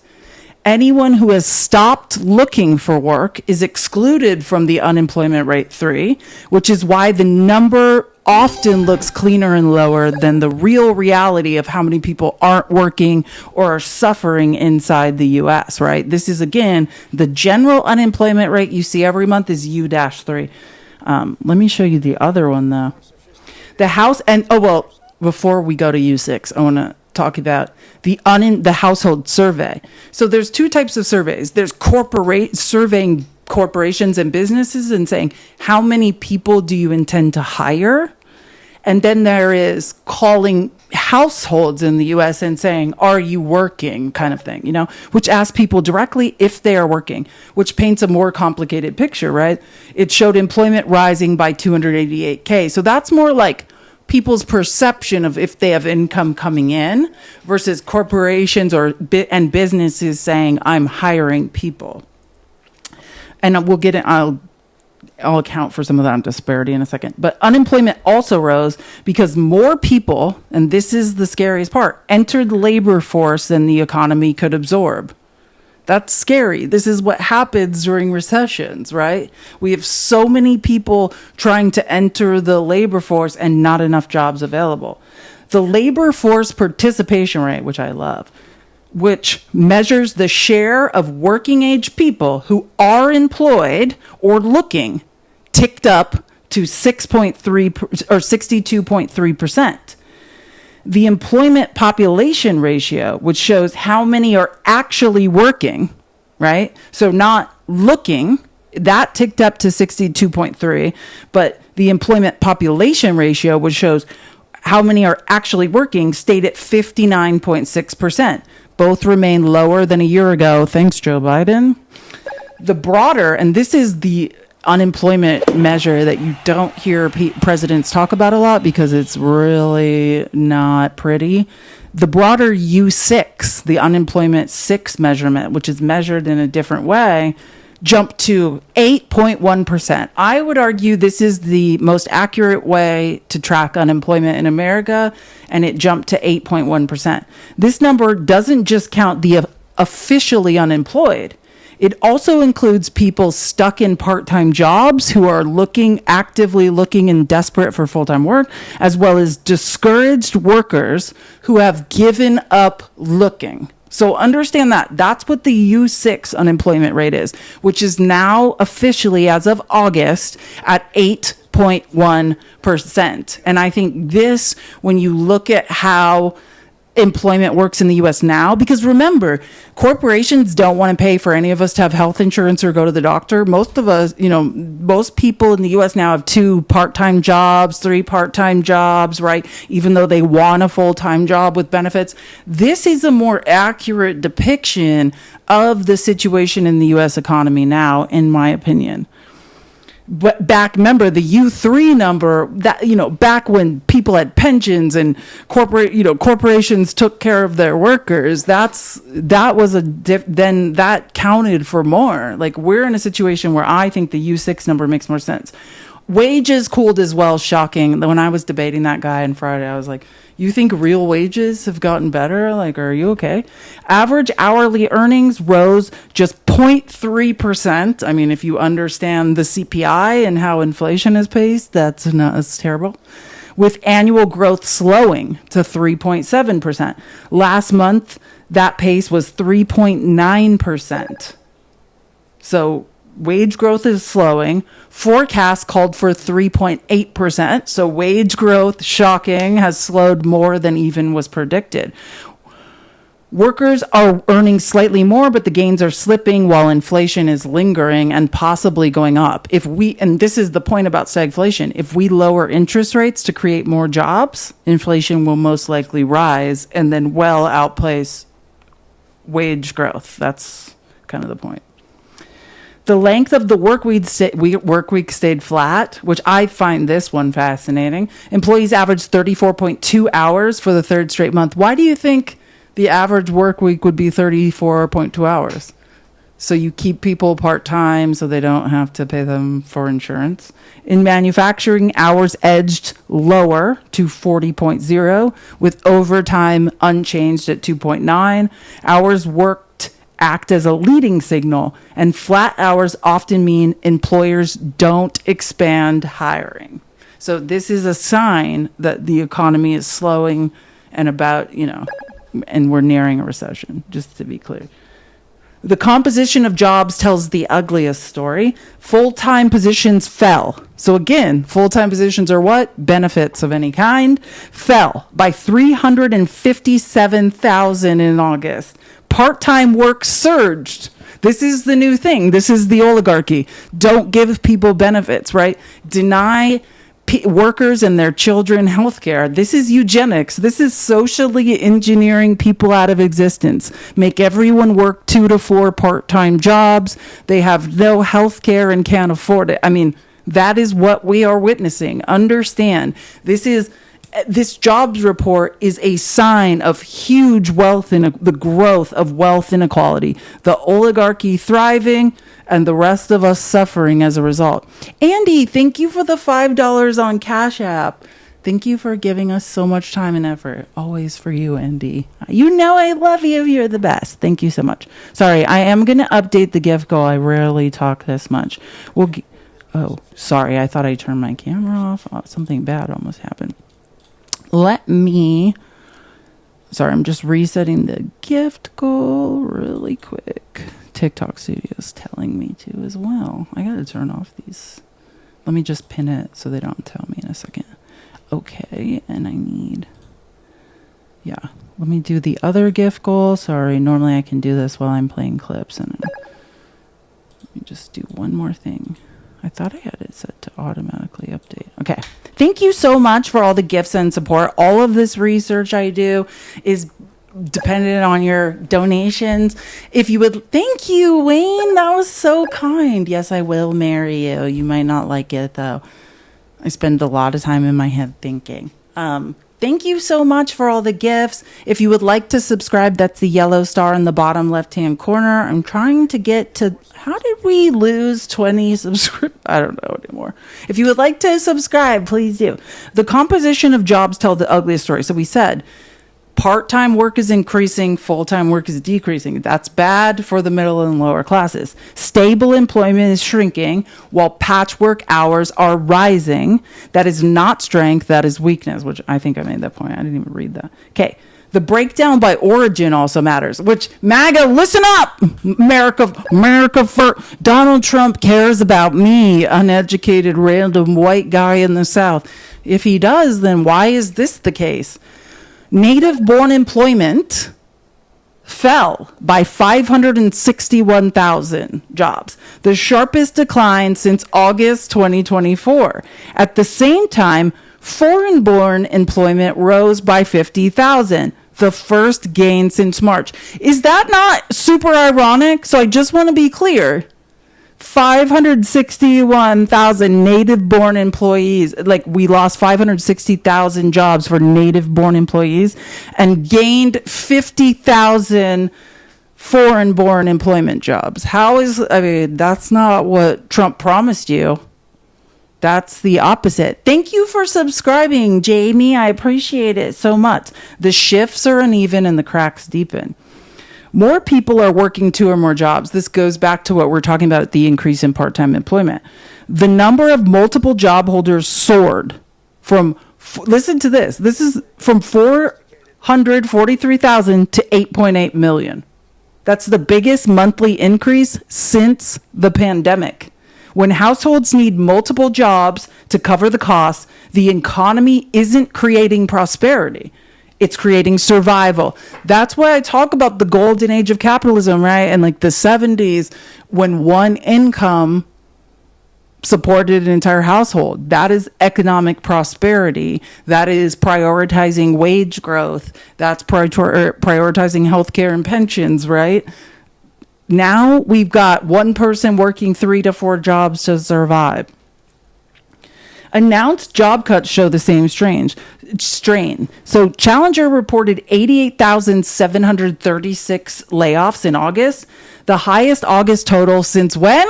August 2020, the height of the pandemic. Year to date, companies have announced 892,362 job cuts, up 66% from last year when Joe Biden was president.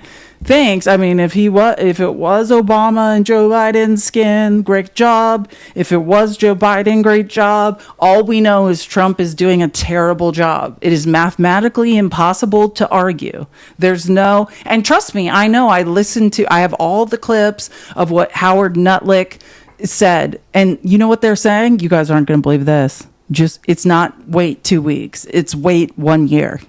I believe in one clip, he's like, in 6 months, we'll have this all figured out. In another clip, he's like, in a year, I'm going to come back here and you're going to tell me everything's okay. I guess wait 2 weeks is over. Now we're on wait 6 months to a year. Literally, understand, 892,362 job cuts. That is up 62% for when Joe Biden was your president last year. Aside from 2020, you have to go back to August 2008. What was going on in August 2008? Housing bubble crisis, housing bubble burst, to see it that bad. And that's created by the housing bubble. Everyone's like, I'll be a mortgage broker. Look at all this money to be made. The bubble bursts, everyone's unemployed. Long-term unemployment stayed at 1.9 million, but compared to a year ago under Joe Biden, that figure is up by 385,000. Thanks, Joe Biden, again. These are people who have been jobless for 27 weeks or more, in case you don't understand what is defined as long-term unemployment. They now make up more than a quarter of all unemployed. So as that number of the unemployment increases, it means that unemployment and the economy is getting worse. The longer you're out, the harder it is to re-enter. Hidden weakness shows up in those who aren't officially counted. So this is interesting. 4.7 million people are stuck in part-time jobs they don't want. Another 6.4 million say they want a job but haven't searched recently, so they don't even show up in the unemployment rate. So if you're understanding our unemployment, this is why I say the U3 number is crazy low. Even the U6 number is low. Among those not in the labor force, 1.8 million are considered marginally attached. These are people who want work, are available for it, and have looked sometime in the last year, but not in the past 4 weeks. Inside that group are 514,000 discouraged workers who believe no jobs exist. And what I was telling you yesterday when the ADP, the private sector jobs report came out, and I was like, get ready for tomorrow. It's going to be bad. Like, if an ADP report looks like this, God only knows what the jobs report looks like. That this is what I was talking about, that we now have more people looking, and these people aren't counted in that. These are the discouraged. We have more people looking for jobs actively outside of the discouraged 514,000 than jobs are available in this economy. So I just need people to understand what Trump has done for no reason. There's no pandemic. There's no war. There's no anything other than Trump's a selfish, grifting a-hole, in my opinion. I mean, what I said is true. I mean, the rest, the ad homs, my opinions of who he is. Industries reflected the imbalance. Healthcare added 31,000 jobs. Social assistance added 16,000. Healthcare is usually strongest, right? People always need healthcare. 31,000 is sad. Social assistance added 16,000, but federal government lost 15,000. Manufacturing fell by 12,000. Wait, what? You guys, what do you mean manufacturing fell by 20? I thought Trump was bringing manufacturing back to America by increasing tariffs on steel, aluminum, and all the inputs necessary to manufacture anything. You mean to tell me when you increase taxes on every input needed to manufacture an item in a country that less manufacturing will happen? God, it's truly mind-blowing. Like, what? I love Woodbag. Howard Nuttlick was again on, I think it was NBC. I mean, he was on everything today telling a bunch of lies. And he's like, we're going to have remember when he's like, we're going to have them in the robot factories making iPhones today. He's like, you're going to be in factories like fixing the machinery, not according to the actual contraction of manufacturing jobs. That's not what's going to happen. Wholesale trade dropped 12,000. That's really scary. Mining and oil declined by 6,000. What? I thought Trump was bringing back clean coal. I'm just kidding. I mean, that's what he said. Transportation equipment dropped 15,000. And there are strikes going on in transportation. The diffusion index, which measures how many industries are actually adding jobs. This is fascinating. Came in at 49.6. That's bad. A score of 50 would mean half of industries in the U.S. are adding and half are growing and half are shrinking. So anything below 50 means more declining. The current numbers signals narrow gains and broad losses. So again, I'm so sorry. I can't remember who joined the line. The gentleman that was talking, Danny, I believe was his name. And he was saying, Trump just repeats something and MAGA believes it. This is the truth. If Donald Trump saying, I brought in $8 trillion in tariff taxes, which let me just twofold thoughts here. Number one, that's a pathological lie. I just want, as somebody who can do math, from January 2025 to the latest number to June 2025, we have brought in $93 billion in tariff revenue, just under. Sorry to disappoint everyone. It's $93 billion. And you shouldn't cheer that on, even though, I mean, like when you look at the deficit and look at $93 billion, this is a joke. We're never paying our taxes. We have to tax the wealthy and corporations.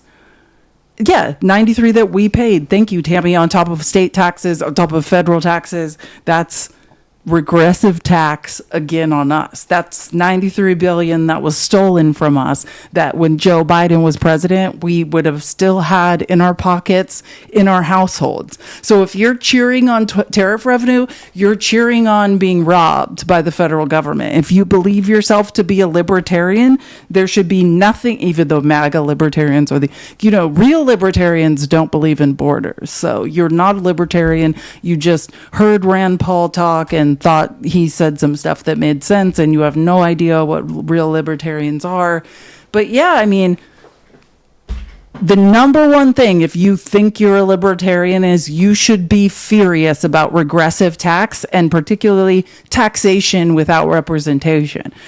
The people we voted for to Congress, they didn't set these tariff revenue rates, right? Trump is taking, or was given, emergency powers by conservative Republican idiots in Congress. Spineless. I'm sorry, I forgot one adjective. Spineless conservative Republican idiots in Congress. And he is setting insane tariff rates so that no businesses can make a business plan at all.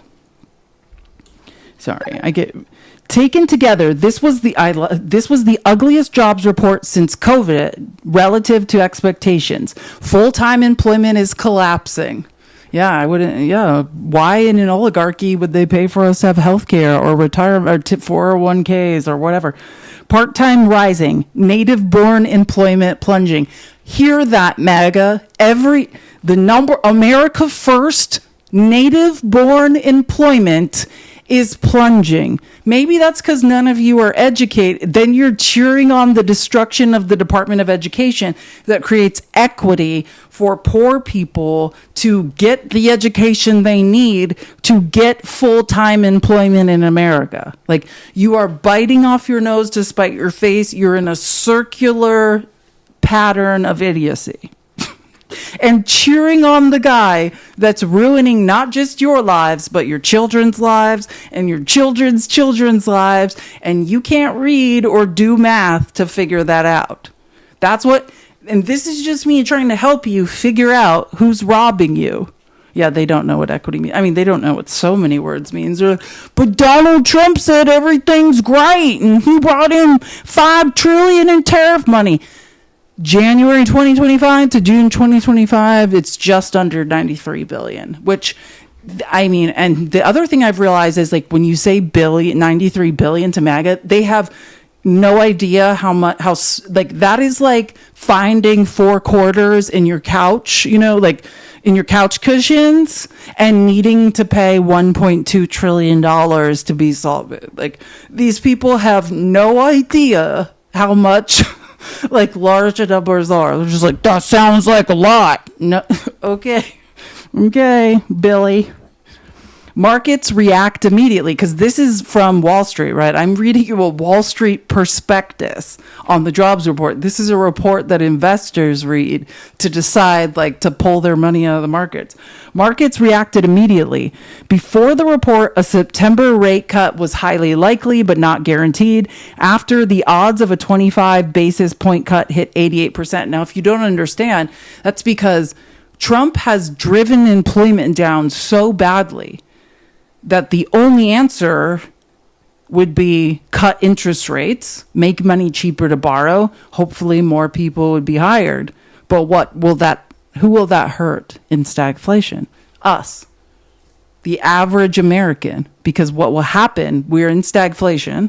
So if we cut interest rates, inflation rises. Inflation's already rising because of tariffs. So who's going to pay for this? Us at the cash register. Even more. Inflation will rise, which increases the rate at which consumer price index is rising. We are punished again. We are taxed again. Before the report, wait, did I just read? Oh, I think I put the same slide twice. This is stagflation in motion, which, again, just a woman with a tiny brain, me, said this in the first week of June. Growth is fading, jobs are disappearing, wages are cooling, inflation is still sticky, families are falling behind while the Fed is boxed in. Cut too little and employment rises, cut too much and inflation flares back up. Like, that is the situation our economy finds ourselves in. Thank you for listening to my very long presentation about how Trump has effed up all of our lives. Oh, I promised myself I just want to say this again. 10 of 10 recommend you follow stock. This is stockmarket.news. It's at investin Q, right? Instead of a G, it's a Q, but stockmarket.news. This is a great account that does financial prospectus and things. 10 of 10 recommend. Fish Trucker, thank you so much for the $9.99 on Cash App socialism payment. I'm usually here. Thank you. So let's keep a socialism alive and well. Michelle, thank you for the $10 on Venmo. Triple blue hearts to you as well. Appreciate you so much. But that's why I follow the stock market, not because I have some huge stock market portfolio, but the statistical analysis is usually pretty accurate. Okay, so the economy is crashing. I think we know. I want to play just one clip of, I love Harry Ent. He does like polling and statistical analysis for CNN, and he was talking about the jobs report and then American sentiment, which I thought was pretty accurate. Thank God I get to stop talking. I need a giant drink of water. Americans are more worried about the economy than ever these days. New polling showing that confidence is really slipping. CNN's Harry Enton running the numbers for you on this, of course, as we're getting ready to take a look at those jobs numbers. Harry, talk to me about what you see. Yeah, I would just say this. Donald Trump was hired or rehired to fix the economy, and Americans don't like what's cooking with the economy. They think the economy is weak. What are we talking about? U.S. economy is getting worse. You go back to November of 2024, it's 42%. Look at where this number is now in September of 2025. This is September. This is September. Right now. This is right now. 56%. And get this, just 27% of Americans think the economy is getting better. 27 is much lower than 56. 56, the clear majority of Americans think the economy is getting worse. This is no bueno. That's the economy. What about jobs specifically? Okay, so, we've been talking about the economy generally, and oftentimes when we're talking about that recently, we've been talking about inflation. But let's talk about jobs, because jobs is becoming a weak point in the minds of the American public. On jobs and unemployment, we are on the wrong track or the right track. Back in January, the plurality said right track, 40%. Wrong track was 32%. This is a very worrisome trend, not only for the U.S. economy, but for the White House as well. Look at this. The wrong track leaps up to 48%. The right track down from 40% to 33%. Now the clear plurality of Americans think that we are on the wrong track when it comes to. You hear him say plurality, Liam? If you're out there and the rest of MAGA that has no idea what a plurality is versus a majority, just look up what words mean. And he correctly just used the word plurality. Like, look at that. Some people know the difference between the word majority and plurality. Just not MAGA. To 33%. Now the clear plurality of Americans think that we are on the wrong track when it comes to jobs and unemployment. The right track, look at that. Going from 40% to 33%. That is very, very, very bad. Really quickly, the big question is, the president has been trying to push off blame on who's to blame when bad economic numbers come in. How do Americans feel Trump is doing? Okay, so this to me is, if you're in the White House, what a worrisome trend. Okay, net approval, jobs and employment, December of 2024. Joe Biden was underwater at -8 points. Donald Trump gets in, he goes up, +9 points net approval on jobs and employment. But look at where Donald Trump is now, -13 points. What is that? That's a 24-point drop since January of 2025. And get this, Donald Trump was hired to fix the economy, but when it comes to jobs and employment, look at that, -13. Americans. I just want to be clear. This is Trump's honeymoon period. Like, he's comparing that to the end of Biden's term. And it's really interesting because, these are 2 4-year terms. I mean, unless Trump really goes full psycho fascist dictator on us, which I fully expect him to in some way. But again, that was the end of Biden's term, which should be in the negative, right? What happens is the first 6-8 months of a president's term, that's what they call the honeymoon period. Trump's approval ratings should never be higher. And I just want to be clear, nobody in history's approval ratings have ever been worse. And when you if you want to compare the next worst to Trump's approval ratings now, the next worst is, who do you think? Donald Trump in his first term. Swear to God, the only the two people that were this disliked, it's Trump and again Trump versus Trump. Who do we hate more, Trump's first term or now? That's how math works, though. And I thought, wait, I want to show before I'm going to play a couple jobs report clips. But this is just when you see how disaffected Gen Alpha and Gen Z are and young people in America. The average age. I think my sister bought her first home at 19. I don't own one. I'm not stable enough to have anything or take care of anything real. I have a 2-week plan, not a 2-year plan, let alone a 5-year plan. But the average age of a homeowner in America, I think, was 24. It's 42 now. So understand, there's no American dream for young people. They're then we send them to school being you need to learn something so you can buy a home in an economy where it's impossible to obtain enough wealth to buy a home in a housing shortage crisis. And then they are the victims of pew-pewings that scar them for life. And then we're we're not paying for your health insurance or mental health care. And then we'll just gaslight you the entire time when you feel like something is terribly wrong because you grew up doing school pew-pewing drills your entire life. The number one cause of unaliving of children in America under 18 is pew-pew violence. So again, I just wanted to play this because I thought it was interesting. The American dream and people's opinions of it, it's gone, which that's good that people have noticed because that's mathematically correct. There is no American dream in this country. The American dream was when the top marginal tax rate was 90%. It was 70% in 1980. That was the end of the American dream, when the lie of trickle-down economics started and quantitative easing. That was the end of the American dream. No, I would say, America, we have a problem. And it's not just the Wall Street Journal poll that came out. I was looking at an ABC News poll that came out last year as well. If you work hard, you'll get ahead. That is the American dream. Never not true now. In 2010 to 2011, 15 years ago, it was 51% who said it wasn't true. Now look at this number. Woo! Through the roof, 70%. Still true. Look at this, still true percentage. Falling through the floor. It was 47% 15 years ago. Now it is just 29%. So we basically had a 50-50 nation on whether the American dream was still true 15 years ago. But now it's over 2/3 of Americans who say it's never or no longer true. Oh, how does this break down? Like, what group is seeing the most pessimism or the most loss in faith of the American dream? Okay, so why has this percentage dropped from 47 to 29%? It's being driven by younger Americans. Look at this. The American dream still holds true. Isn't that shocking?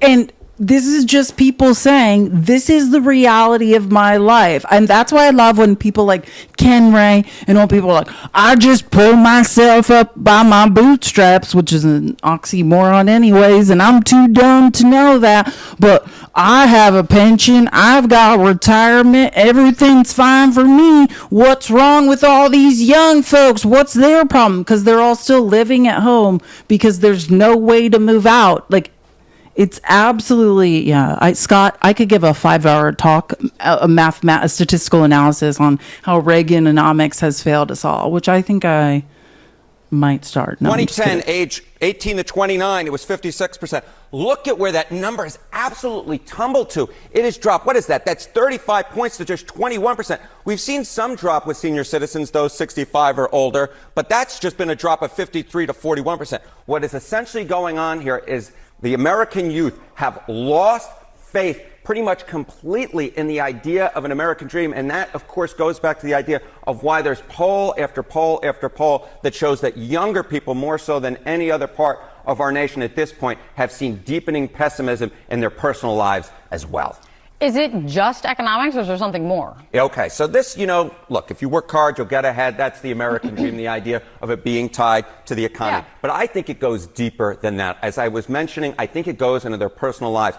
And this, to me, it's just scary. It's just scary. Okay, what are we talking about? Have 5 or more close friends. Back in 1990, look at this, 63%, the clear majority of Americans said they had at least 5 or more close friends. Look at where that number has tumbled to now. It's just 40%. So basically, we're just seeing a complete collapse of sort of the American structure, right? It's economic, yes, but it's also people in their personal lives, whether or not they have close friends. And then all of a sudden, if you feel like you work hard, you can't get ahead, you go home, you try and have friends, and you don't really have that many close friends. And get this, the percentage of Americans who have no close friends has jumped up from 3% to now 17%. 17% of Americans say they have no close friends. No wonder pessimism is really taking a hold in the American public. As I said at the beginning of this, America.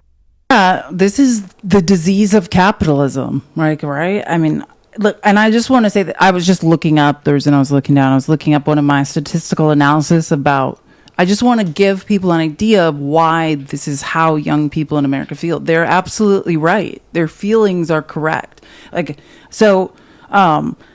This is the impact of trickle-down economics, Reaganomics, right, which is a complete lie, which was the idea like we won't tax the rich, we won't tax corporations, and somehow that's going to end up with middle class and lower class growth.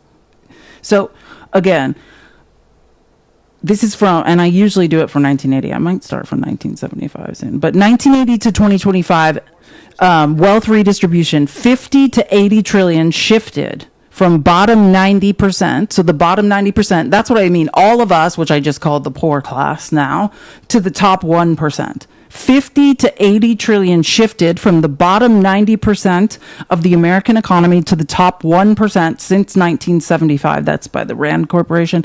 Income stagnation. Median household income would be double today if 1975 inequality levels held. All that has happened between from 1975 or 1980, wherever you start these analyses and start citing sources to now, is just all of the wealth is now concentrated at the top of the economy and we have nothing. Growth disparity. Top 1% incomes grew 321.6% versus 118% GDP growth from 1975 to 2018. Understand what I'm telling you. The top 1% incomes have grown by 321.6%. They've more than doubled the pace of the growth of the U.S. gross domestic product. I get so sick when I read these things. Like, it makes me sick. Massive upward wealth transfer. So, like I said, according to the Rand Corporation, nearly 80 trillion has been redistributed from the bottom 90% to the top 1% between 1975 and 2023. Another study estimates this figure at 50 trillion, which I know both are by the Rand Corporation. That's why I say 50 to 80. Annual impact in 2023 alone, 3.9 trillion. Why did I'm in trouble for doing something. Can I appeal that? I can't appeal that violation. I just got a violation for talking. Hold on. I just want to check I want to see if I can appeal, and someone taught me it's easier to appeal from here. I have to monitor my live from my phone. Let's see if I'm able. Oh, I can appeal.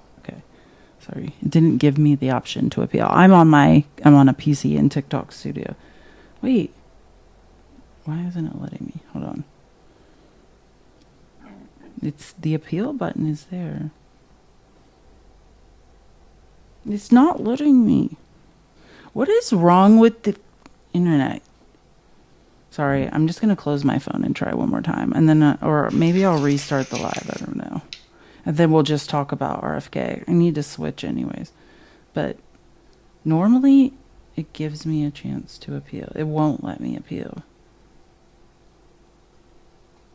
I never even got another violation. What did I do? All I was doing was talking. Okay, I'm just thinking out loud here. Oh, I never restarted my super chat goal. Sorry, YouTube. Should I restart the live or should we just keep going? I know. I think I'm just going to restart and then maybe I'll just focus on RFK because I think I've done enough on economics. But I don't know what I did. I didn't do anything wrong. But I'm going to keep YouTube and Twitch live and I'm just going to, and X, I'm just going to restart. I'm literally going to just restart the TikTok live, just going to end it and restart. Hopefully everyone comes back. And then I think we'll just switch to the congressional hearings because I have no idea what I did and why. It said it won't let me push the appeal button.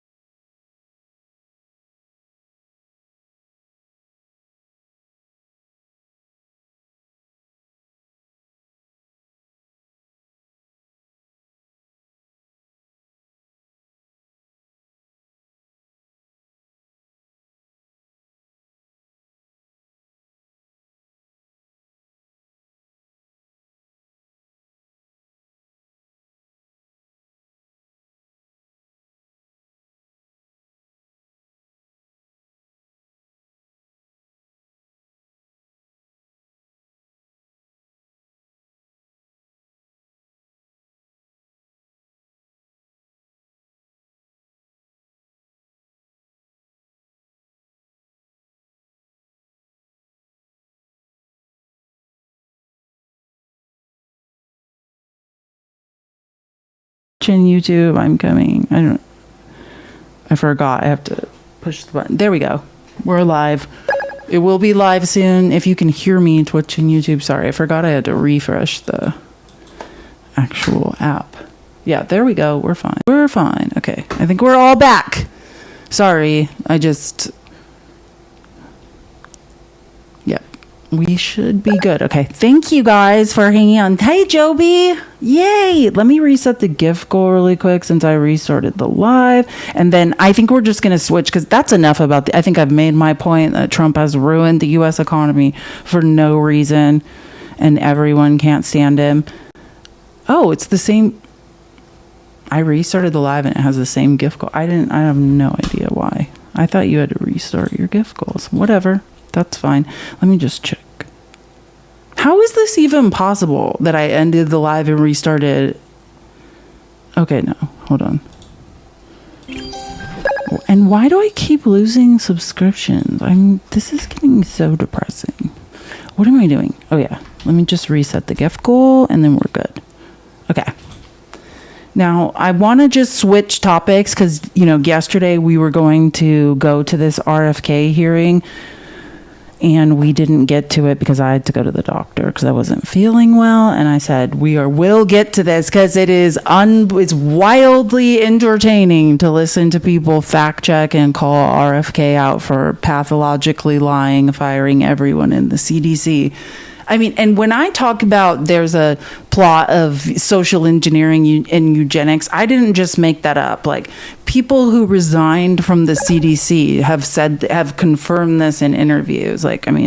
Mathematically it's happening, but they are saying the result of RFK's policies, his vaccine policies, his healthcare policies is eugenics. It's a culling of the U.S. population. It's poor and disproportionately black, brown, LGBTQIA people will be unalived from these policies. So when I talk about Trump's organization or and what RFK is doing being a policy of social engineering and eugenics, it's not just my feelings like everything MAGA says. It is actually reality. Thank you guys so much for tapping the screen. Keep tapping the screen.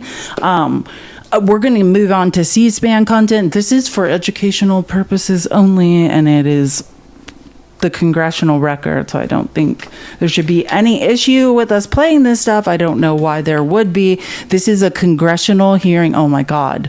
I know. Don't worry. I have the clips of his breathing. Have to tell him, if you don't stop, people are going to throw up and be ill if you don't stop breathing into the mic. Don't worry. He's trying to make us healthy again. Make your effing self healthy again. Oh, denying science, you end up looking and sounding like you? I think I'm going to go ahead and follow what real doctors say, not you. You don't look well. Trump does not look well. I would rather not end up like you.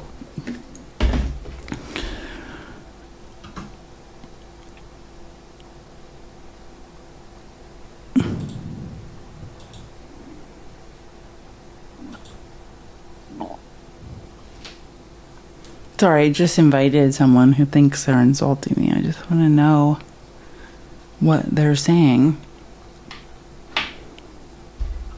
Where are you? I sent you an invite. I think you're trying to make me feel bad about myself. Mr. Nice Guy, why don't you come up here and say what you're saying in the comments to me? Let me help you. I think you're referring to me as a non-binary person. In my profile, it says I'm pansexual. That has to do with my sexuality, not my gender, which it seems like a lot of MAGA people who can't read are confused about. That has to do with who I am sexually attracted to, being pansexual, not what my gender is.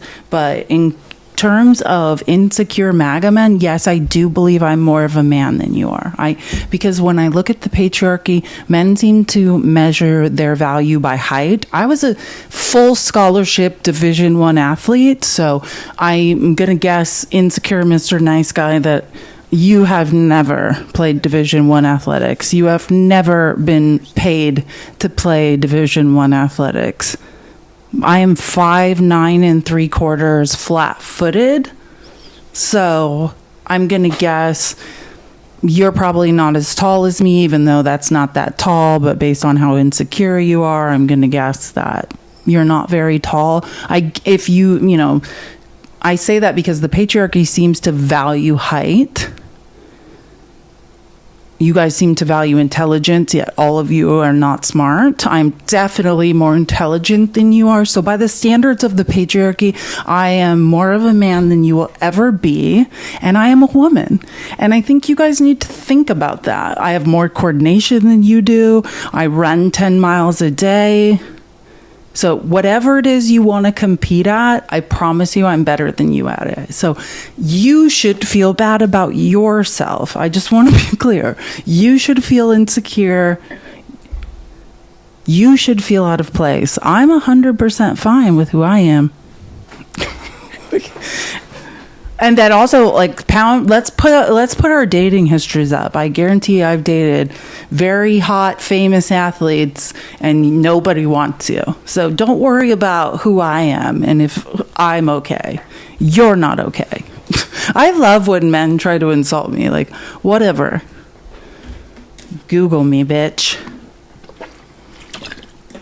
Anyways, thank you, Heather. Thank you for the $4.44 on Venmo. Hopefully you're here. I'm sorry, I just refreshed and I didn't see this. Thank you for always sharing your knowledge with us. I've learned so much from you. Also, can you share in the Discord the Harvard study about the men looking at us? Oh, yes, I have to find that. God, that was a long... I talked about that study the first time I ever joined a live stream on TikTok. It was like 2022. I have to find that. I have not. That was one of the... I have to find that. I'm going to look for it. I'm sure I can. I'm pretty good at finding things. Terry, Mr. Nice Guy, flirting. Thank you for the $2 on Cash App. Terry's like, Mr. Nice Guy's flirting. I know, they are always. Or yeah, I love when insecure men try to make me feel insecure. Don't worry about me. I'm 5'9 3/4", like with dimples and green eyes. Like, real men love me. Don't you worry, you're pretty, and I love women. Like, you don't need to worry about me. I'm doing just fine in life. Thank you, John, for MAGA cooking. I love $2.22. Yes, thank you so much. Like, I love insecure MAGA men do insult me. Like, please, it's just you projecting your own insecurity onto me. I'm doing just fine. Like, don't worry about me. Okay, let's get into this. And you guys know how many congressional hearings I've clipped and we've watched. This has to be one of the craziest ones I've ever seen. And I think the most important thing to understand about RFK, well, no, there's so many corrupt things about RFK Jr., but I think one of the most important when he's trying to, number one, he's talked a lot about believing in eugenics. Actually, I think I have a clip of one of the CDC doctors that resigned saying, like, yeah, RFK's into eugenics. I'm pretty... Hold on. Because me. I'm just a woman. We'll post it. I'm just a woman with a tiny brain. But let's hear an actual, one of the many CDC doctors that resigned confirming that RFK is into eugenics, which if you don't know what eugenics is, just look up the Holocaust. And Mustache Man, you'd have to understand. It's EUGENICS, MAGA, because I know you'll never find it otherwise. You say eugenics plays prominently in the rhetoric being generated. I think anybody who's been paying attention would agree with you. But from your perspective, tell us more about what you mean by that. Yeah, I think that the whole rhetoric behind the movement that Secretary Kennedy thinks that he's launched is really that only the strong survive. So whether it's cutting social programs that are important to children, whether it's cutting access to food, so making America healthy means good food. So cutting things like food benefits for children seems like it's not a really good idea to be able to achieve that end. So I think that, and he clearly has a belief, if he actually does believe in viruses and bacteria, which I don't know if he actually does, in the fact that they exist. But, he has this belief that sometimes infection is better than vaccine, because, it creates, I think, the people who survive are the people who should continue to propagate the species. I'm never going to forget, there was an interview that he did at a restaurant talking about the importance of using beef tallow in French fries. And in that interview, he was talking about his desire to have avian flu burn through chickens. And the chickens that survive, they're the ones that should be bred. Those are the words that he said. They're available to watch. And he said, because those chickens have the superior genetics. And then 1 minute later, he said that the president also has superior genetics. So, by the way, this is not anything that dumbass RFK Jr. or Trump came up with. This is just schmaltzy rhetoric. This is about culling minorities from the population, the poor. I mean, that's what I'm just showing you this. This was filmed last week when that CDC walkout and large resigning happened. This is one of the doctors that worked directly under the CDC director that resigned. So I just wanted to be clear. We're going to watch the RFK Jr. hearing, but I just want to say, when I say that Mustache Man's plan was eugenics and socially engineering, the lower classes and brown and black people and disabled people and little people. And oh my God, I'm going to say the Romney people. I don't want to say that word because it's a slur, but I'm trying to think of, the traveling people around Europe, that GYPSIES, like that was another population of genetically targeted by Mustache Man. That eugenics is the science of changing social and health policy so that large groups of people are no longer with us, which is based on this idea of the survival of the fittest. And this is a CDC doctor that resigned alongside the CDC director last week, literally saying, yeah, this is what he believes in, and this is why. Yeah, look up Margaret Sanger, who, look, I could say I don't like to get into the Sanger thing, but she founded Planned Parenthood, and a lot of Sanger's ideas were based in eugenics, and that's why. But not to say Planned Parenthood isn't a good organization now, but its origins, and I've talked about this a lot, like I have a history degree, understand that, and I want to talk about the Americas, right? When European colonization started happening, like indigenous women were sterilized against their will, and it happened at like the early precursors to Planned Parenthood.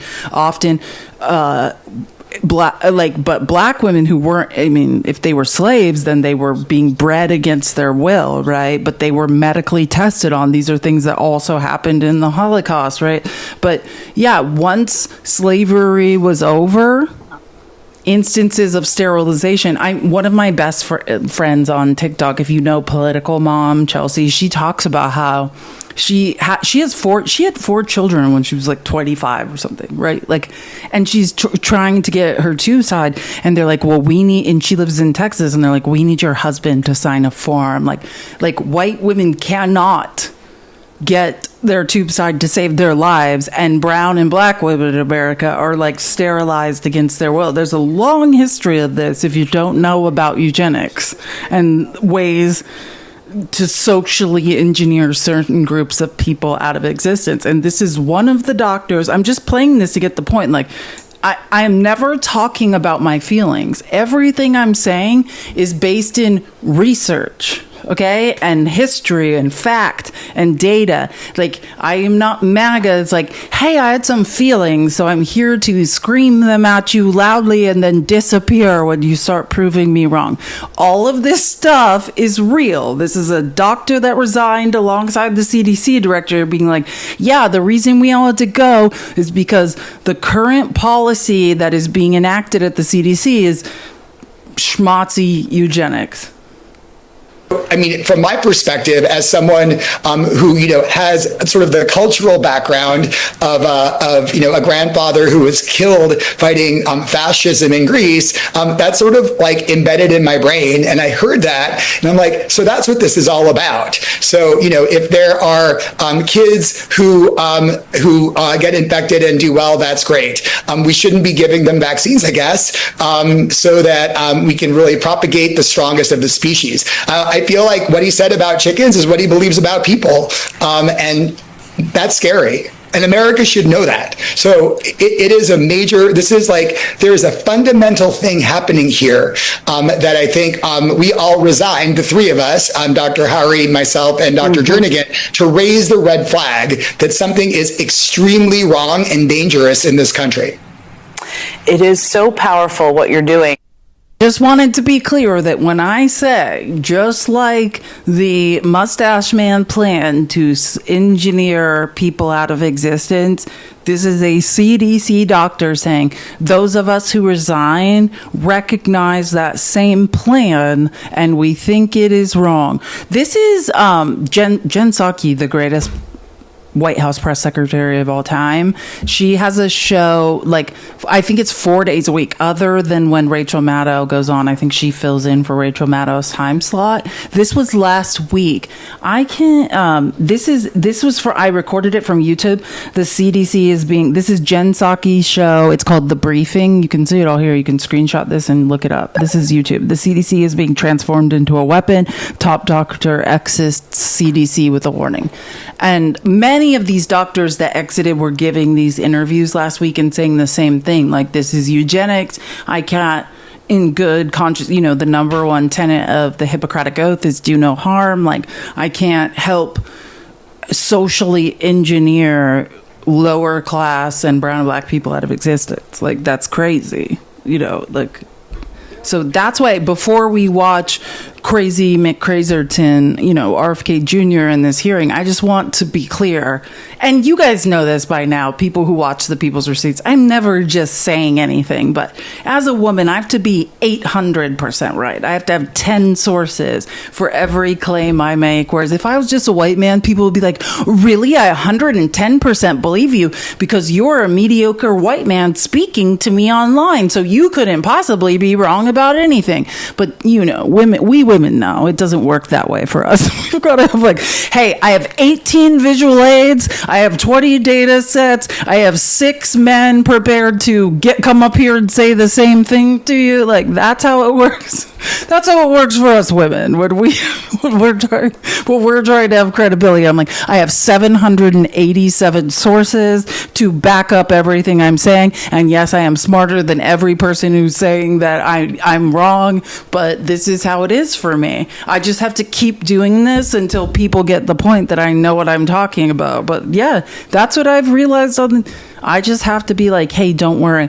If I make a claim and it sounds even a little outrageous, it's like, I better have 800 sources to just be like, yeah, when I say that this mirrors Mustache Man eugenics, here's 5 doctors that said it too. Rainey, thank you for the $25 on Cash App. You work so hard and I love your brain. And I love you too. I'm so glad we met. Thank you for being here. I'm just saying this now before I get into this crazy hearing, which I also did other statistical analysis when he starts lying so that I can prove him wrong, because he drives me literally insane. But I think, again, this is the opening statement. I normally don't play ranking members' opening statements, but I've never heard. Ron Wyden is a senator from Oregon, and I just want to say this before you hear this. I've never heard him he gets angry about people lying and stuff. I've never heard Ron Wyden just be like, hey, for 8 minutes, I'm about to yell out all the ways in this guy's a fraud, a liar, a thief.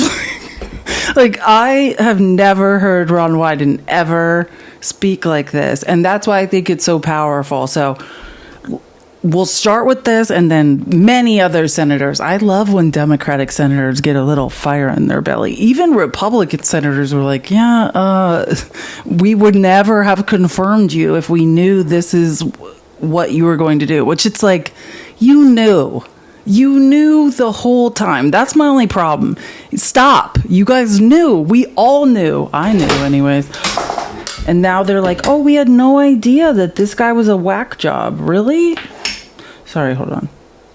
My iPad stand fell over. What is happening here? Oh, there's a cord under it. I was like, why are we on such uneven ground? Okay, iPad, calm down. Okay, again, this is the opening statement of the ranking member of this is the Senate Finance Committee that was going after RFK yesterday. And the last part is the most important part, because understand that, like, there's at the end, he's even saying, like, we need to put him under oath because he's a pathological liar. Like, that's how crazy this is. They're like, we can't trust this guy to just sit here and tell us the truth, so we need to swear him in. Like, I've never seen a hearing like this involving, like, a cabinet member in my life. But this is the nature of where we are now. Wait, why can't I hear this? Hold on. Oh, God, don't judge me. Please don't judge me for what you just witnessed. Sorry. I was like, I can't hear it. You can't even see it. Of course we can't hear it. As the committee gathers today, the United States is in the midst of a health care calamity, the largest cuts to American health care in the history of our nation, and they are approaching like an avalanche. Last week, most of the senior leadership at the Centers for Disease Control and Prevention were fired, or they resigned after refusing to bow to Robert Kennedy's unceasing crusade against vaccines. I traveled across Oregon last month, and the message was the same from one end of the state to the other. Families are confused. They're scared about who to trust about their health care. Robert Kennedy and Donald Trump have done so much to feed that mistrust. This morning, my staff, in partnership with Senator Alsobrooks' team, is releasing a report that shows the disaster of Robert Kennedy's 203 days in office. Every single day, there's been an action that endangers the health and wellness of American families.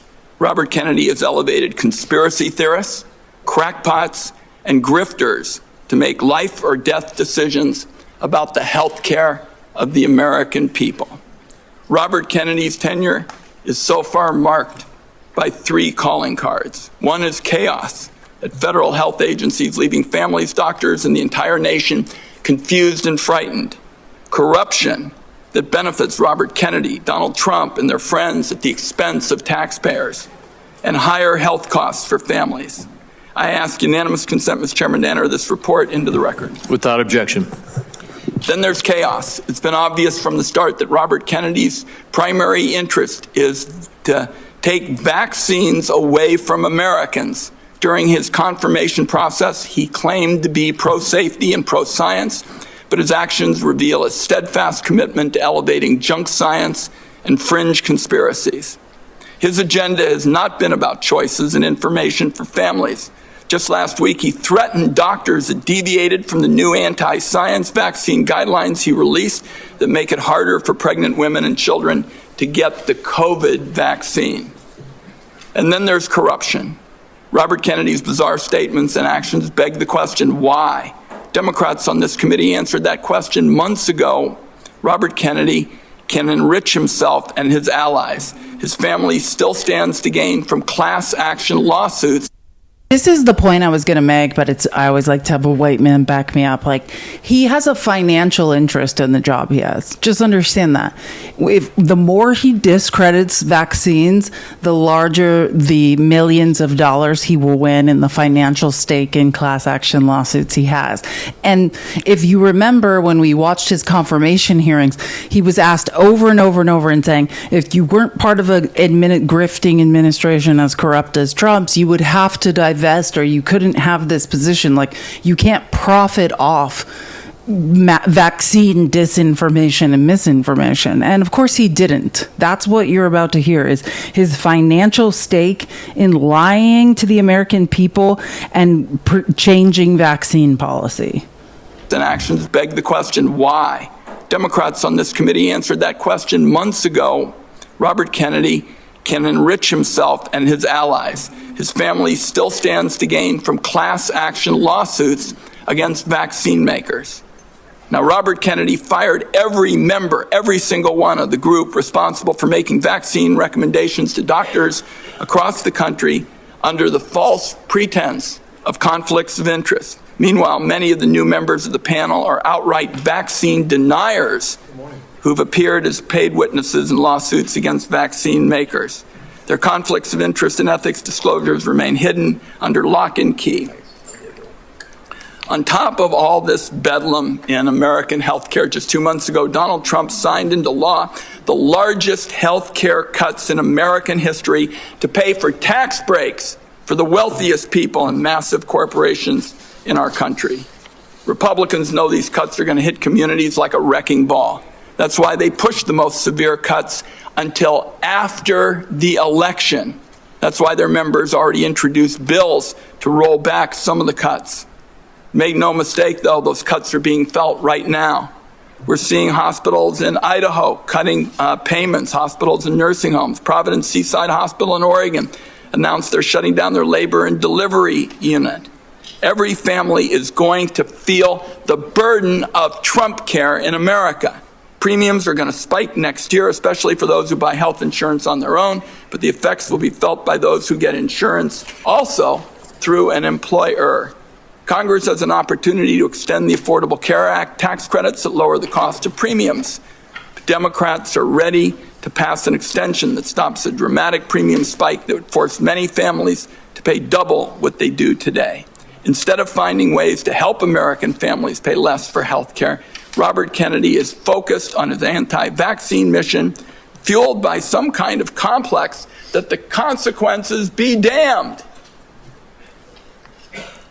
Amid this litany of corruption and chaos, the one point I have to underline is Robert Kennedy puts children in harm's way every single day in America. To my Republican colleagues, I must ask, what line must Robert Kennedy cross before some of you will also join this alarm? This weekend, under the cover of darkness, Robert Kennedy attempted to disappear hundreds of children under his care at Office of Refugee Resettlement facilities. These children here without parents or family were rounded up in the middle of the night and put on planes to Guatemala. Lawyers on the ground described unthinkable scenes. Be clear, if you haven't heard about this, like they took a bunch of kids who are parentless in the U.S., who only have lawyers representing them, and disappeared them in the middle of the night while these kids are screaming and crying and saying, I was trafficked, I'm just going to go home and be abused. And yeah, did anybody care or do anything about it? Absolutely not. Who are here today were party to this in the middle of the night, and one child said to their lawyer, why do they want to send me back? My mom is dead and my dad abuses me. Why do they want to hurt me? This was an actual conversation. These actions were illegal. Documents show that many of these children were in the country to escape trafficking in their homeland. Mr. Kennedy calls himself a protector of children. Some kind of rich claiming from somebody who's flown on Jeffrey Epstein's private jet on multiple occasions. He said it was fossil hunting, and I'm not joking. When he was caught all over the flight logs of Jeffrey Epstein, he said he was fossil hunting. I will point out that he's been credibly accused of SA multiple times, and in some cases admitted to it, and said the reason was he was on so many illicit substances. He really, yes, fossil hunting. Obviously that is not true. That's just what he said. I'm just telling you what he said. I know it doesn't make sense. I don't think it should. He's also, like Trump, incredibly accused of SA, and in some cases admitted to it in the terms of just, and in text messages apologized to his accusers. I've read this all out, all these articles where all this is detailed before, of how disgusting a human being he is. And like when he was apologizing in text messages, like his apology was like, yeah, I was just on so many illicit substances type thing, I don't remember. That's like, that was his explanation. Just like, yeah. I don't think Robert Kennedy should be within a million miles of this job. Republicans on the committee had a chance to prevent the public health train wreck that Mr. Kennedy has engineered. Everyone voted for him. It is in the country's best interest that Robert Kennedy step down, and if he doesn't, Donald Trump should fire him before more people are hurt by his reckless disregard for science and the truth. I also would like to note Senator Cantwell has joined us in this effort. I hope, at the very least, Robert Kennedy has the decency to tell the truth this morning. And this is where it gets even crazier. And of course, he didn't have any decency to tell the truth. Mr. Chairman, I have a procedural request I'd like to make at this time. It's a short one. Proceed. Thank you, Mr. Chairman. Mr. Chairman, it's unfortunate that I have to say this, but this is a witness who has lied to members of the Senate Finance Committee. In response to over 35 written questions, including from me, he said, and I quote, that he would do nothing as HHS Secretary that makes it difficult or discourages people from taking vaccines. That was clearly not true. His unprecedented unilateral actions to restrict access to COVID vaccines, that alone proves it. He tried to fire the Senate-approved CDC director after she chose the truth over what I consider his delusions. His prepared testimony even today includes the debunked lie that 500,000 children disappeared under the Biden administration's watch, a lie that the Trump administration is using as a pretext to hunt immigrant children and their families. So, my request, Mr. Chairman, and I think it is unfortunate that I have to do this, but given the unprecedented nature of the witness's behavior, I would ask now that the committee formally swear in Robert Kennedy as a witness. Senator Whiting, I will personally object and will reject your request. We will treat this witness as we treat all of the other administration witnesses who come before us. And let me just say again, as I said in my opening remarks, we will have some partisan disagreements today. Can't even let him. This is Senator Mike Crapo, the senator from Idaho, that drove out all of the health care for women, that is prosecuting children who asked someone to help them get some health care in Idaho, conspiracy theorist, science denier, general gross weirdo lobbyist who takes money from all the grossest lobbying on case rate. Yeah, thank you. Oh, you won't swear in RFK? So if he pathologically lies to the American people at the expense of the American people, that will cause people to die, to believe medical disinformation and misinformation, and will harm people, he won't do that? I'm so shocked that conservatives do not care about the truth. Like, I'm absolutely mind blown. I'm Aunt Julie, by the way, thank you so much for the $10 on Venmo. Thanks for all you do. Love, Aunt Julie. Love you too. Text me more often. I miss you. I'm so happy for you. Like, you're doing so well with your health. Jennifer, thank you so much for the $5 on Venmo. What's up with these men and their junk? Trump equals mushroom Epstein equals egg. Are they trying to make a frittata, a quiche? Happy Friday. I like that. That's so funny. It's so and gross. It's so true. Oh wait, I want to show you one more thing before we have to hear RFK's voice, because that's when. Oh, sorry, I didn't mean to restart that. I just want to show you one more piece of evidence, because I need white men to back up my statements about RFK being a crackpot liar.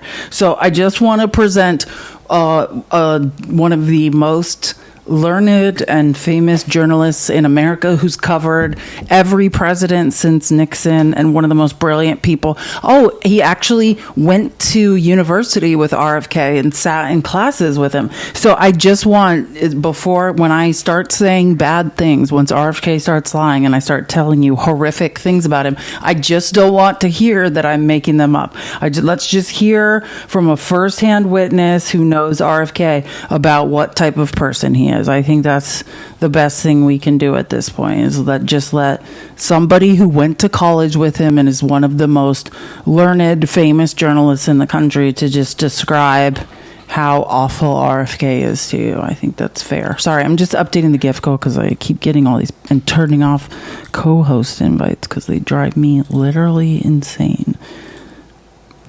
Okay, there we go. Sorry.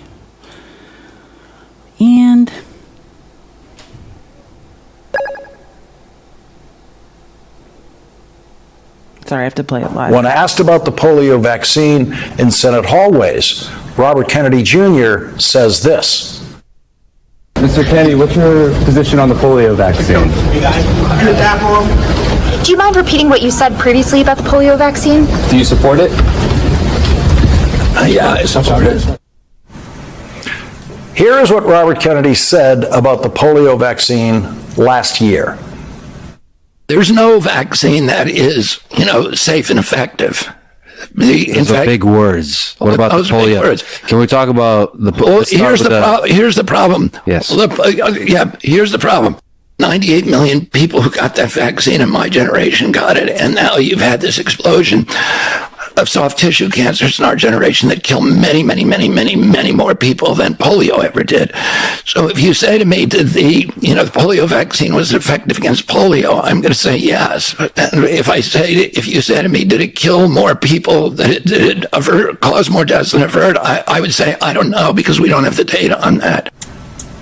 That uneducated buffoon did not take a single pre-med science course in college. He could never get through organic chemistry or inorganic chemistry. And in the class I was in with him in college, he could not keep his eyes open. I did not know then that he was a heroin addict every day he was in college. He has said he was a heroin addict for 14 years. And while he was a heroin addict, his powerful uncle, Senator Ted Kennedy, managed to get him a job in the Manhattan district. Everyone buy a pressure washer on TikTok Shop. This is educational purposes only, and we're all about to buy many things on TikTok Shop right now. We're going to buy things on TikTok Shop. Let's all talk about it in the comments, what we're going to buy on TikTok Shop, and tap the screen, share the live, whatever. But I'm trying to make a point here about who RFK is. This is just somebody who firsthand witnessed it. Attorney's office. And while he was working for the Manhattan District Attorney's office, he was committing drug crimes every day, for which he was finally arrested, charged, and convicted. And that is who Donald Trump wants to be Secretary of Health and Human Services. A science ignoramus who was in a heroin stupor every day that he could have been studying science in college. It is no surprise that the heroin addict, convicted criminal, turned self-described medical expert does not have the votes yet to be confirmed by the United States Senate.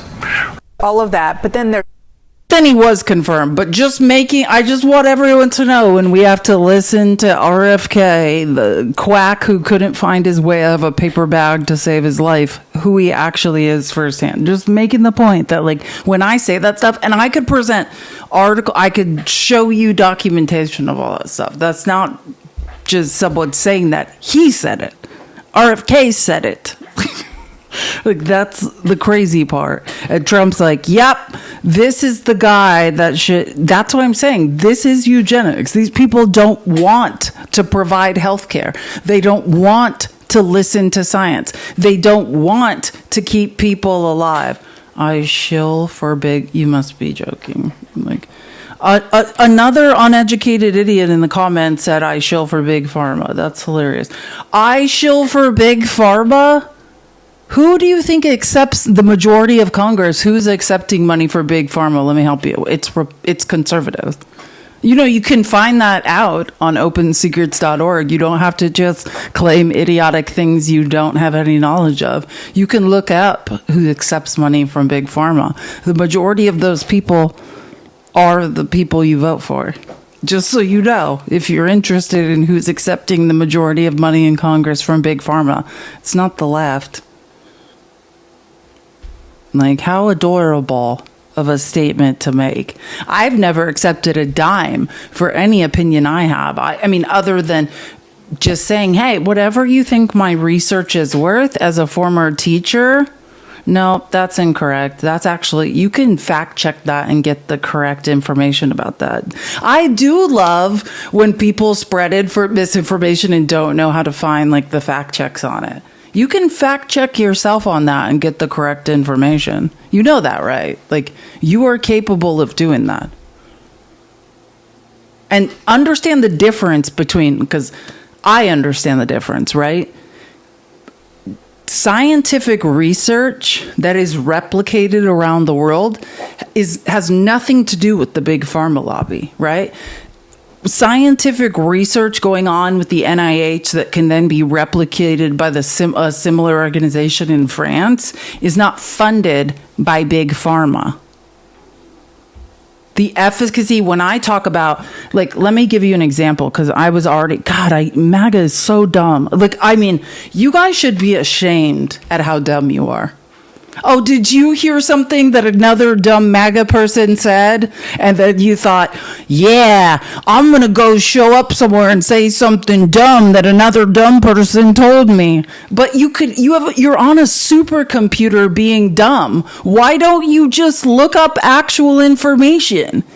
Like, now, everything I'm going to tell you about the efficacy of mRNA vaccines, none of these studies, these scientific double-blind studies that have been reproduced all over the world, have anything to do with big pharma.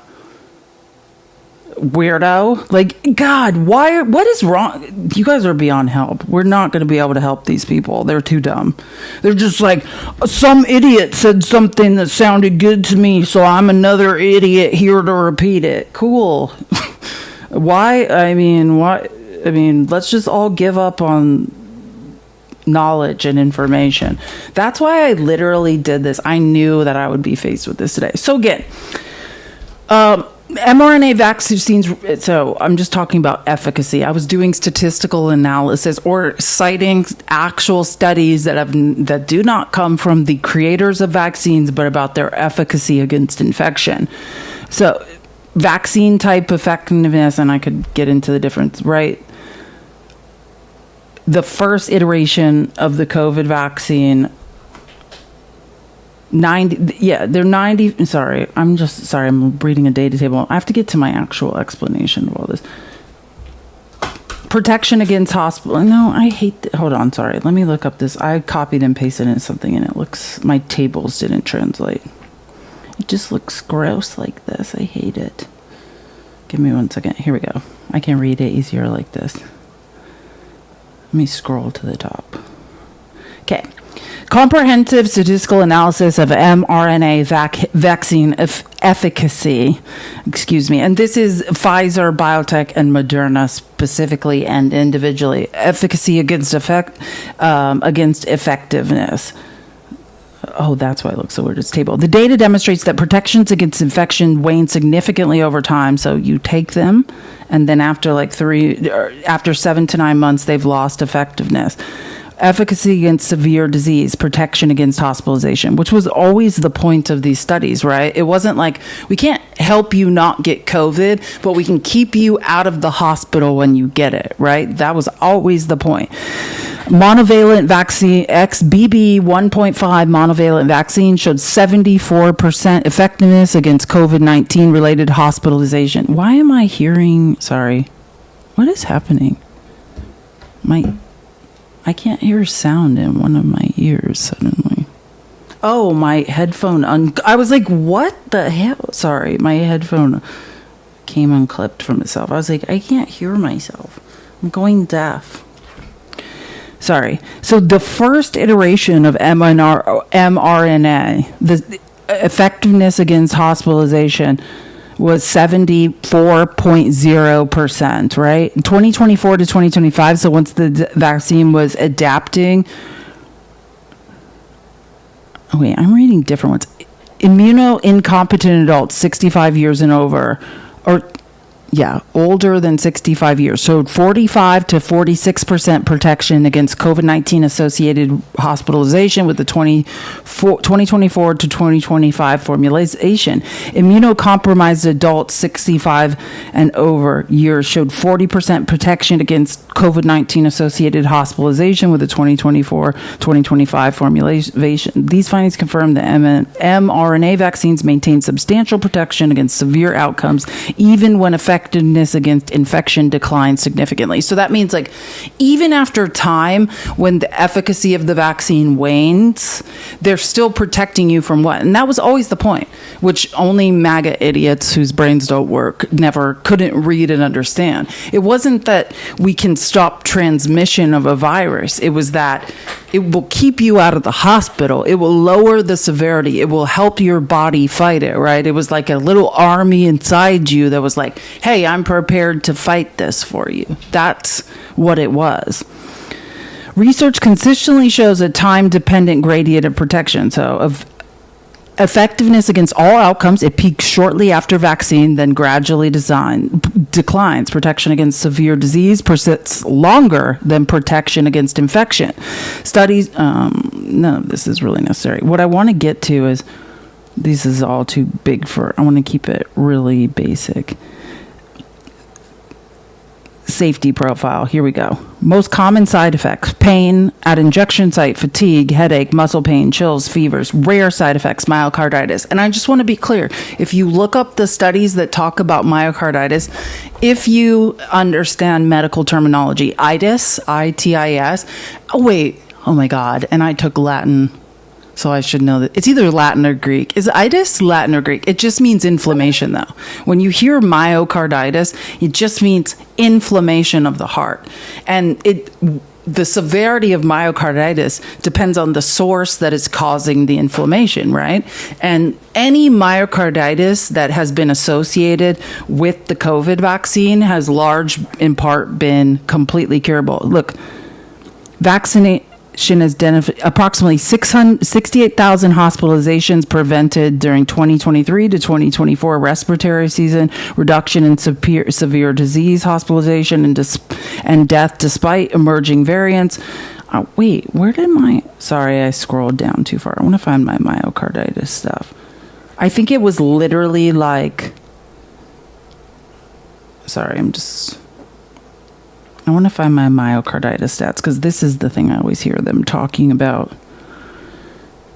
The rate of myocarditis following mRNA COVID-19 vaccination. And of course, it varies by age, sex, vaccine type, and dose number. But the estimated unadjusted incidence of myocarditis and or pericarditis, which is inflammation of the heart and surrounding areas, within 1 to 7 days after receiving the mRNA vaccine is approximately 8 cases per million doses.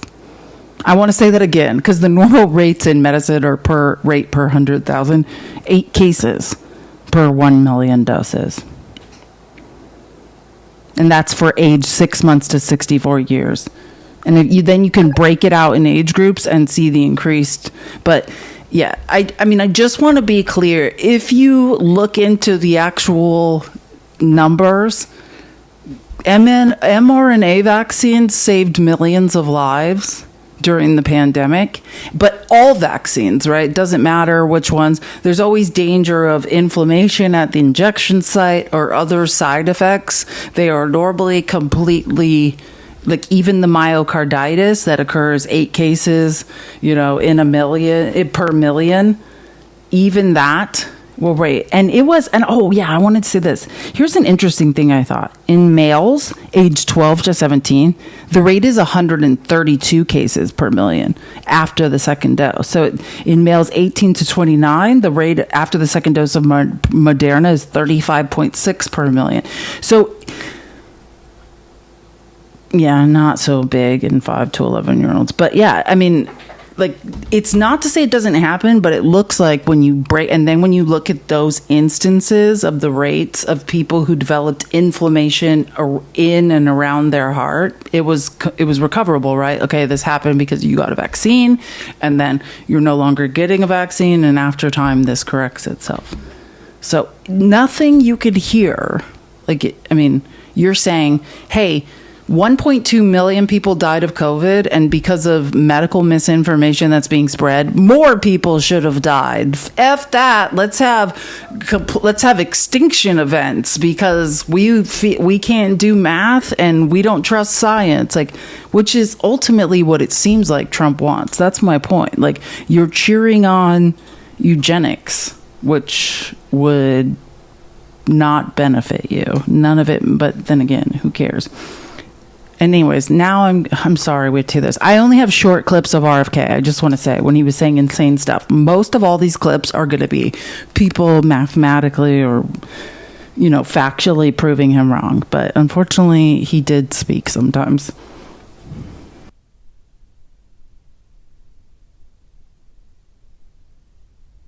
Sickest country. If we don't end this chronic disease, we are the sickest country in the world. That's why we have to fire people at the CDC. They did not do their job. This was their job to keep us healthy. Thank you. And I need to fire some of those people to make sure this doesn't happen again. Guy that never took a biology class in college is blaming doctors. And by the way, what the hell does "this is the sickest country in the world" mean? And I just want you to know, I tried to look that up. I tried to do statistical analyses. I tried to tell, is there some sort of sickness rate in America that you can statistically or mathematically track? This is going to come as a shock that there isn't. This is just something he made up in his weird testosterone melanoma-addled mind. None of that is true. And again, so this is the statistical analysis I was working with my economics chatbot to run.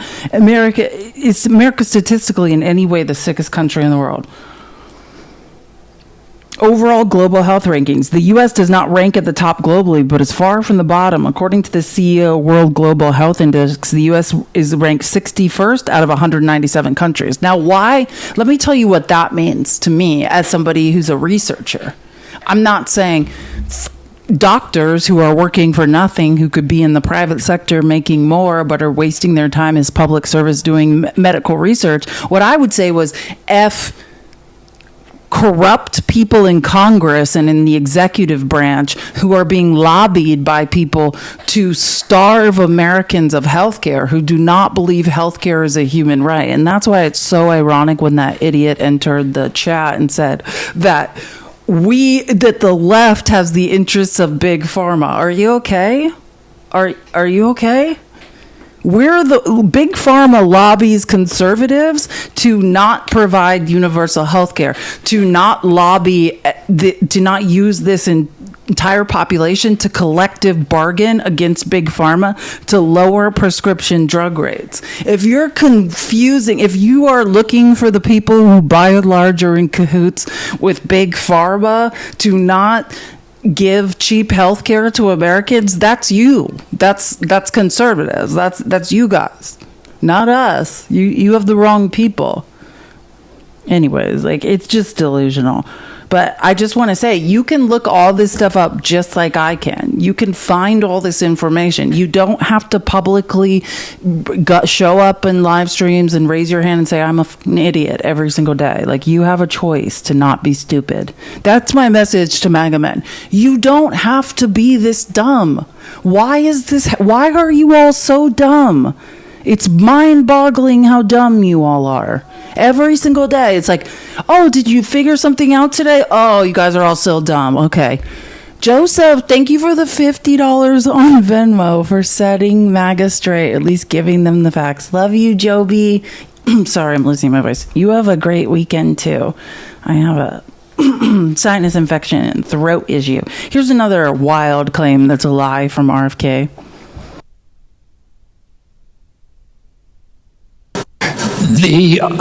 Today we got new data that showed that infant mortality has increased in this country in 2024 for the first time in 20 years. Diabetes has gone up 98.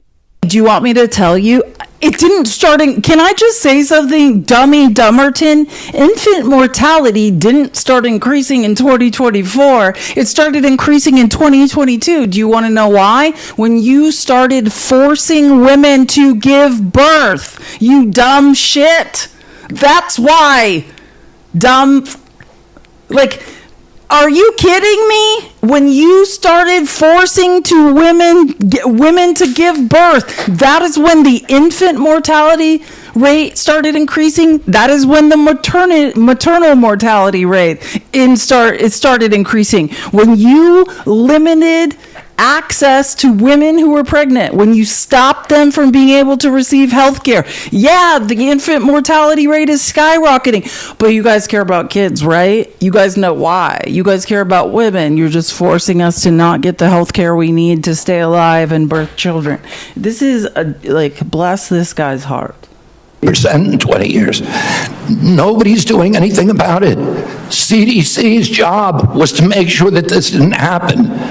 And what we're going to do is do you see how dumb this is? It's the CDC's job. No, the CDC can't do anything when a bunch of dumb Fs in Congress and the executive branch take away the right to health care. Literally paralyze doctors from giving women the health care they need, from giving unborn babies the health care they need. So when you don't allow, when people know that living fetuses have terminal illnesses, they will not survive, and you make them carry those fetuses to term and then they all die, what happens?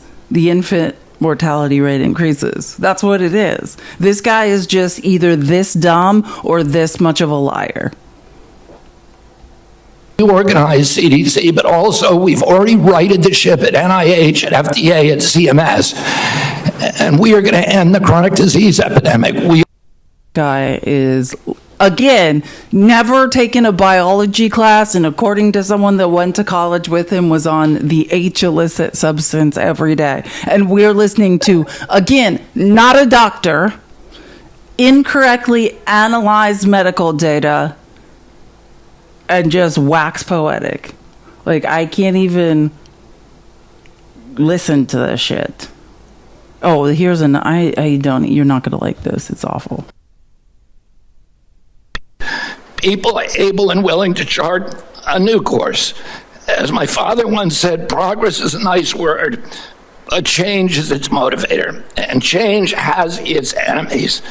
That's why we need new blood at CDC. That's also why it's imperative that we remove officials with conflicts of interest and catastrophically bad judgment and political agendas. What he's saying is just what Trump did with his cabinet.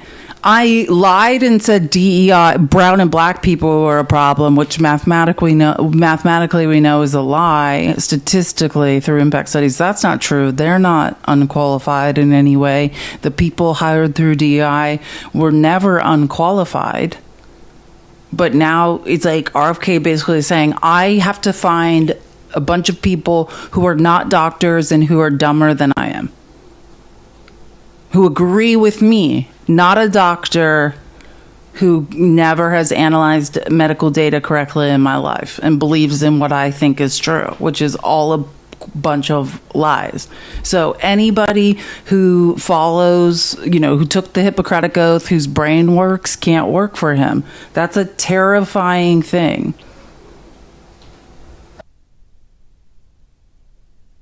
And now the American Academy of Pediatrics has warned that the committee is being politicized at the expense of children's health. American Academy of Pediatrics, you think they're lying too? I think the American Academy of Pediatrics is gravely conflicted. They get, for their biggest contributors are the four. I want to point out that every single doctor that he has ever mentioned, I've looked up, and they're quacks. None of their beliefs are backed up by science. They're Christian quacks who say, who am I as a Christian to tell people what to do with their bodies? That's his. Look, I just want to be clear that he mentions doctors' names. I've looked them all up. We're talking about every doctor in the United States that has any credibility against not a doctor who's been on the H illicit substance and many others his entire life, telling us what about Dr. Yeah, Dr. Oz is an absolute quack. Look into Dr. Oz. Largest vaccine makers. They run a journal.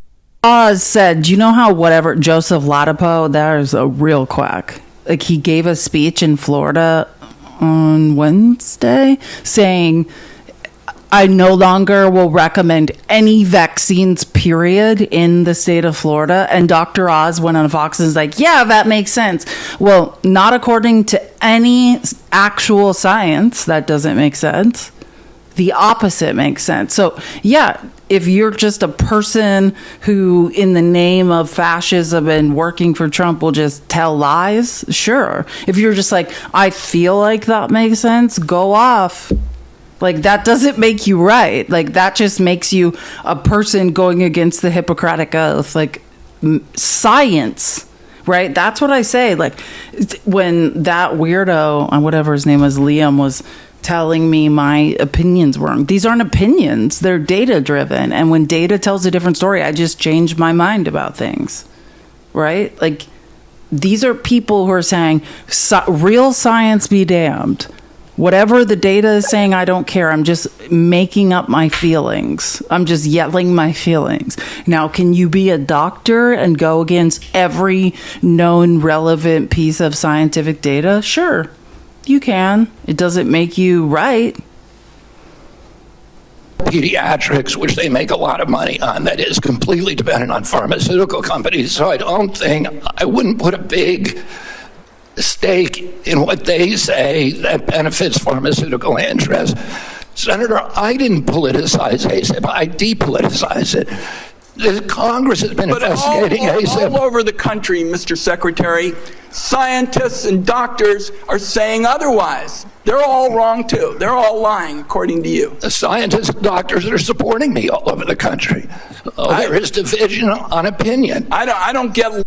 They're not. I just want to be clear. No, I mean, let's say this. If we're looking at percentages, 99% of doctors and scientists cannot stand this man. And then if whether you have a financial interest, you've been hit on the head and are insane.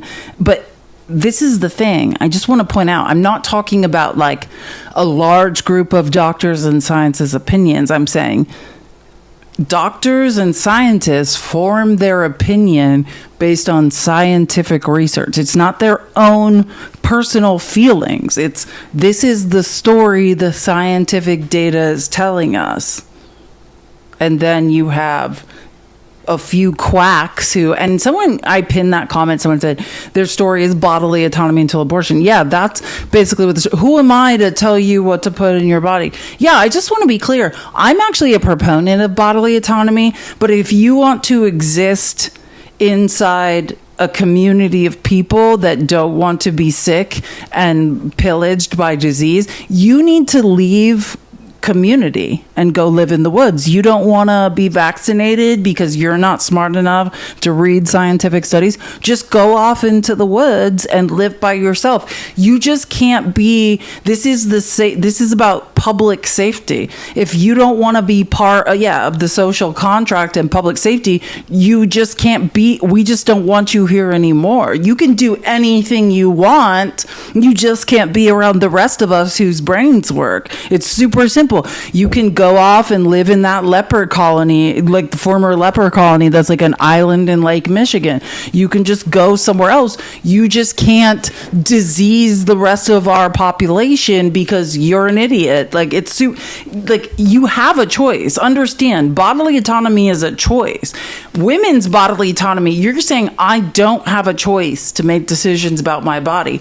No one ever took away your bodily autonomy. It's just if you want to be in a workplace where they have to protect everyone there's promote the general welfare and you refuse to be vaccinated, sorry, you might not be able to be there. You don't want to get your children vaccinated, you can't go to a public school. Those are the consequences, but you guys can all go live in the woods and be creeps and idiots together. That's fine. Just don't, the rest of us whose brains work, please don't bother us.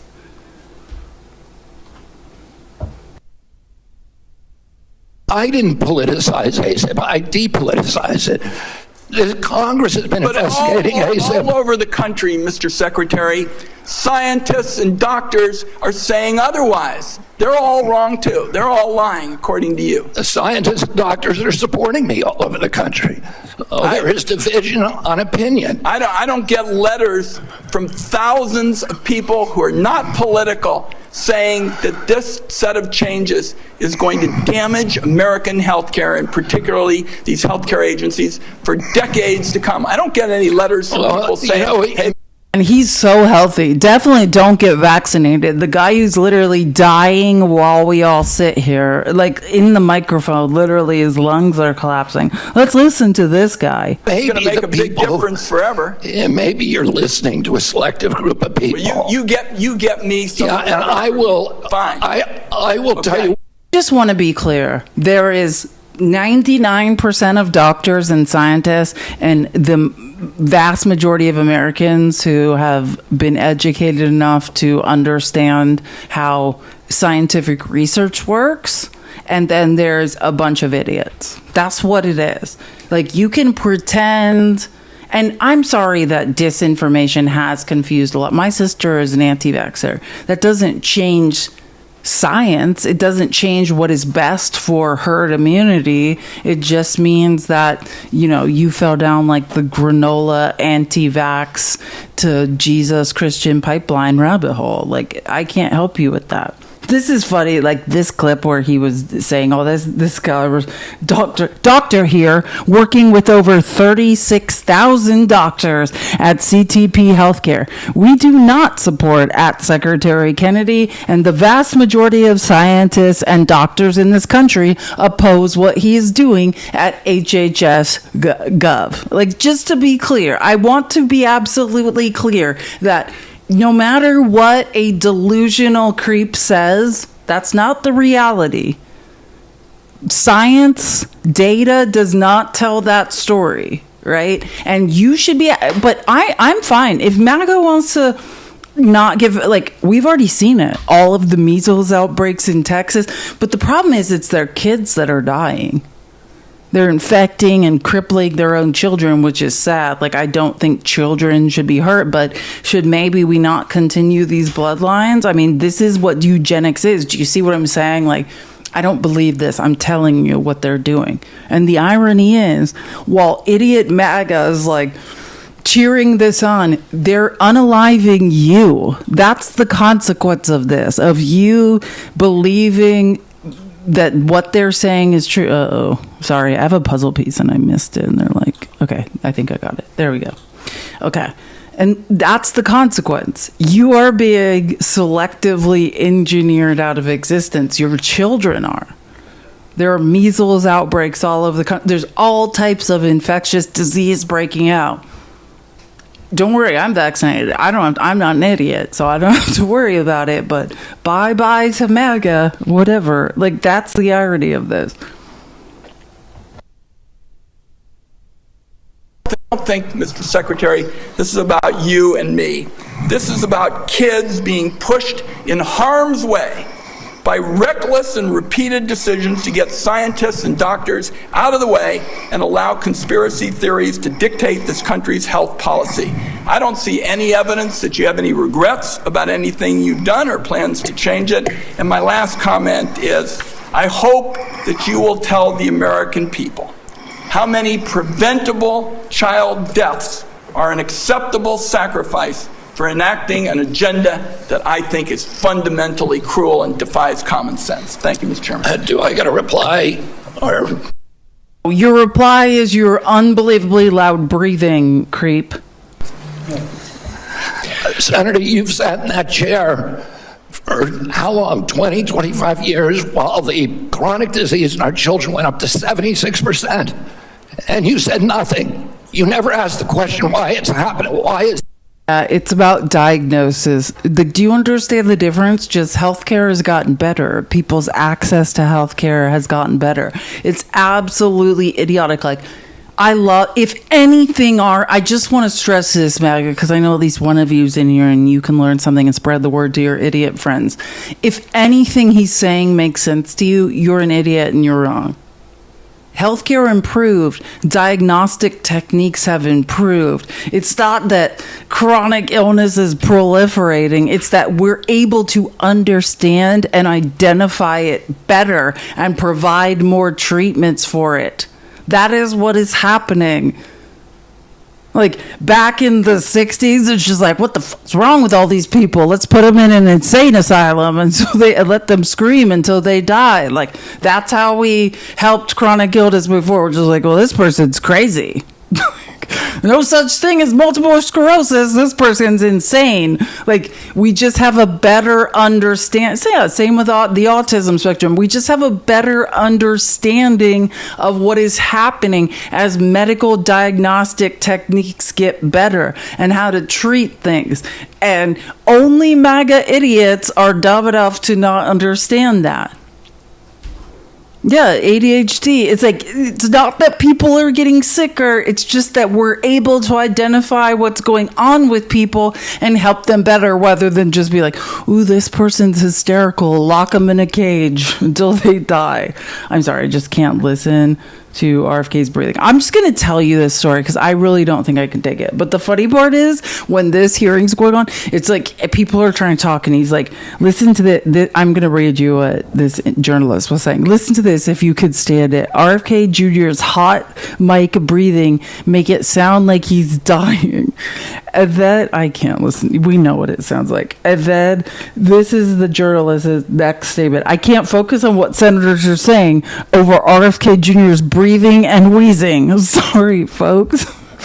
And then this is the next one. Laughing my ass off. An aide seemingly, like, here, you can watch this. Someone has to go up to him finally, like, an hour goes by and someone has to go up to him and, like, whisper and be like, please turn your goddamn mic off because people are physically ill from your, like, dying, labored breathing. Politics from science. Senator Bennett. Mr. Secretary, in June, you fired every member. Mr. Secretary, Mr. Secretary, may I have my time back, Mr. Chairman? Thank you. Mr. Secretary, thank you for your attention. In June, you fired every. And then even after they're like, hey, you have to mute your mic, like you sound like a dying horse that's been stabbed 700 times. Like he still didn't, like he's too mentally gone to like continue to mute his mic. So he just continued to not do it. It was a nightmare. But Michael Bennett was amazing in this hearing. And I found his entire like him attacking RFK. I mean, there's so many good people and we're going to hear them all, but Michael Bennett was particularly brilliant. Mr. Secretary, thank you for your attention. In June, you fired every member of the well-qualified panel that was charged with recommending vaccines to the CDC. No one in your job has ever fired every committee member all at once. That month, you told the American people that you were, quote, going to bring great people onto the ACIP panel, not anti-vaxxers. Are you aware that one of the people you put on the panel, Dr. Robert Malone, claimed that the commonly used mRNA vaccine, quote, causes a form of AIDS and can damage children's, quote, brains, their heart, their immune system, and their ability to have children in the future? Yes or no, Mr. Kennedy? And Dr. Malone is one of the inventors. Yes or no? Yes or no? Were you aware that he had that view when you appointed him to this panel? Dr. Malone is one of the as I said, Dr. Malone is one of the inventors of the mRNA vaccine, so he knows a lot more about it than I do. Mr. Chairman, that statement is not true that Dr. Malone made. Just as it wasn't true when you wrote that, quote, African AIDS is entirely different from Western AIDS. Are you aware that another one of these new members, Dr. Levy, wrote that, quote, evidence is mounting and indisputable that mRNA vaccines cause serious harm, including death, especially among young people? Yes or no? Are you aware that he said that? I wasn't aware he said it, but I think I agree with it. You agree with it? It's not true. It wasn't true when he said it, and it's not true when you said it. Secretary Kennedy, later this month, your new panel will meet to consider changing vaccine recommendations for American children. I told you that any quack, I just want to point out, because I'm just making the point. Too bad MAGA's probably still not here. But any quack, whenever you hear RFK Jr., who's a pathological lying quack near death, who's talking to us about how we can all get healthy again.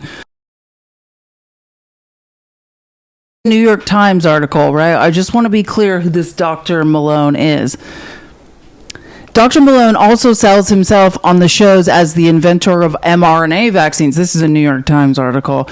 The technology used by Pfizer and Moderna of their COVID-19 shots, and says he doesn't get the credit he deserves for their development. While he was involved in some early research into the technology, his role in its creation was minimal at best. Say half a dozen COVID experts and researchers, including 3 who worked closely with Dr. Malone. In spreading these exaggerations and unfounded claims, Dr. Malone joins medical professionals, and these are the other scientists, which I was ironically, because I was going to have to look them up next because he mentioned these other names. And then I'm like, oh, these quacks all hang out together. What do you know?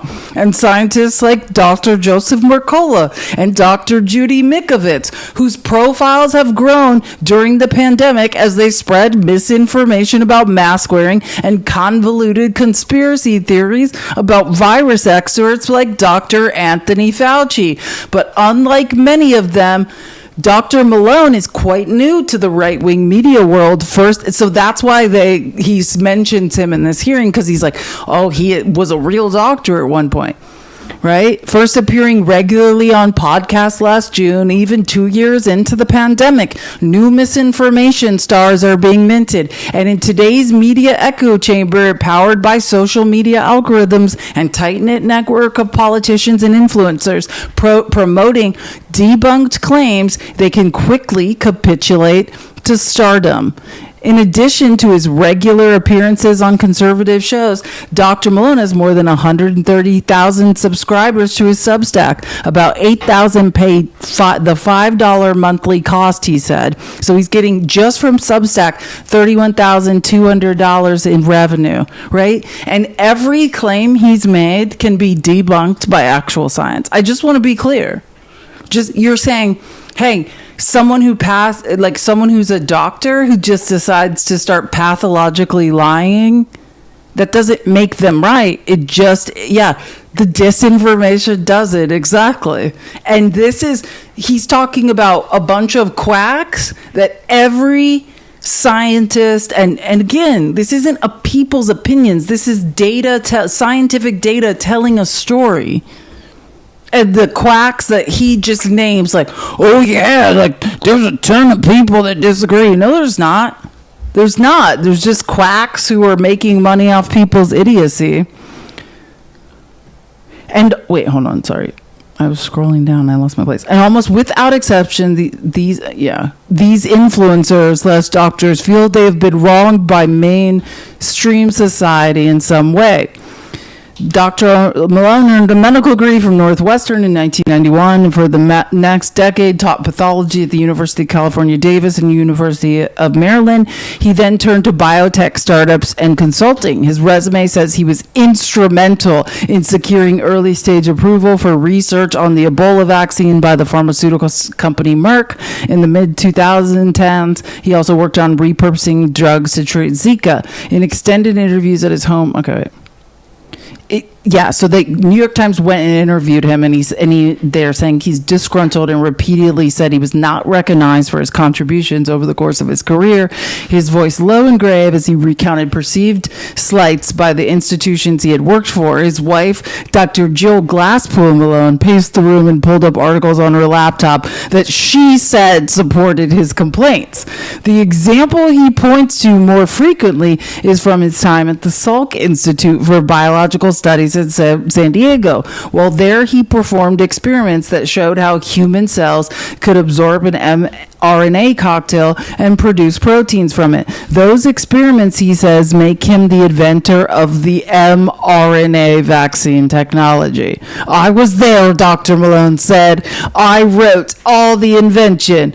What the mainstream media did instead, he said, was give credit for mRNA vaccines to the scientists Caitlin Carrico and Drew Weissman, because there is a concerted campaign to get them the Nobel Prize by Pfizer and biotech. So again, this is a disgruntled guy who's decided to claim again that, and I don't want to, like, maybe that's true. I don't know. Maybe he should get more credit than he deserved. But now he's doing harm by lying to people about the efficacy of mRNA. So I really don't care. But this, let me just give you the actual research they did. The idea that he is the inventor of mRNA vaccines is a totally false claim, says Dr. Gila Akasadi, a pediatrician in Connecticut, who, along with Dr. Malone and 5 others, this is the person he wrote the paper with, and wrote a widely cited paper in 1990 showing that injecting RNA into muscle could produce proteins. So this is a doctor who's saying, what he is citing as the time he invented mRNA vaccines, I was part of that original research paper. The Pfizer and Moderna vaccines work by injecting RNA into arm muscles that produce copies of spike protein found on the outside of the coronavirus, which, okay, well, I know. I don't know if you guys know. But Dr. Malone was not the lead author on the paper, and according to Dr. Akasadi, did not make a significant contribution to the research at all. While the paper stated that the technology could provide alternate approaches to vaccine development, Dr. Akasadi said none of the other authors would ever claim they had invented mRNA vaccines. Some of his work was important, said Dr. Alastair McAlpine, a pediatric infectious disease doctor in British Columbia. But that's a long way from claiming to have invented technology. The vaccines are a result of hundreds of scientists all over the world, all combining to come together to form this vaccine, Dr. McAlpine said. It was not one individual or the pioneering work of an individual person. Yeah, and I could go on. There's like 100 other doctors in this article who all discredit him and say now he's pushing disinformation and misinformation that is killing people. So you're so much of a narcissist, you believe that you're... And by the way, if you don't understand how research papers work, he was not the lead author.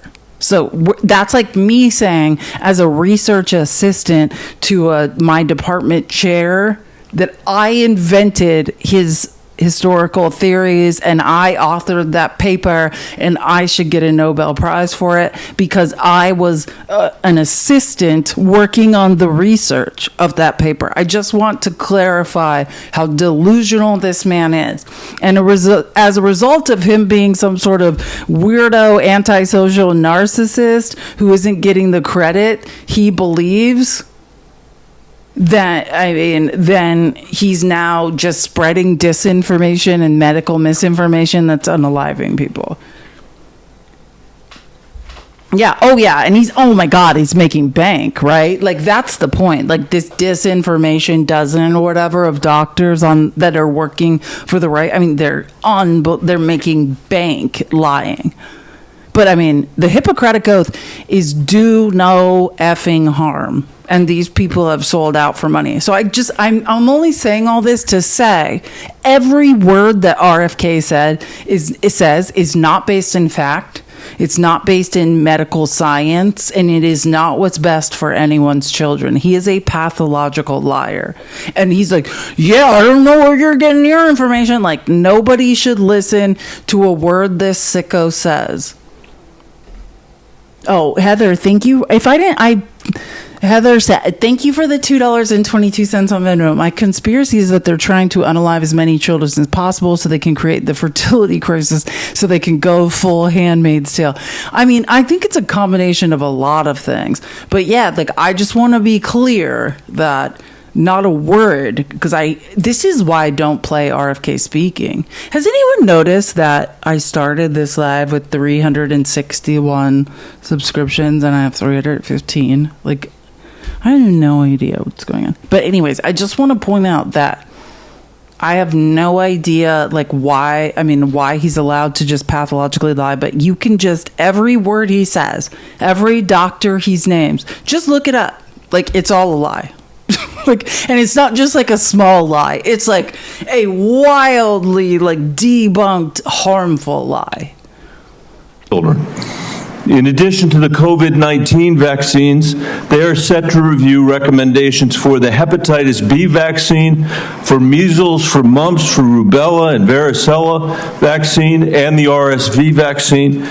These are common back-to-school vaccinations for children all over the industrialized world.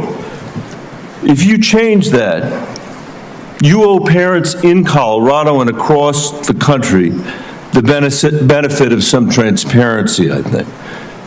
If your panel recommends changing the vaccine schedule for children, do you anticipate that fewer children will receive these common vaccinations, yes or no?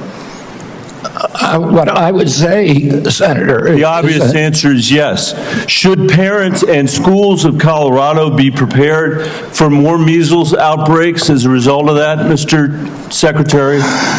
Senator, how about more mumps outbreaks? I do not anticipate a change in the MM.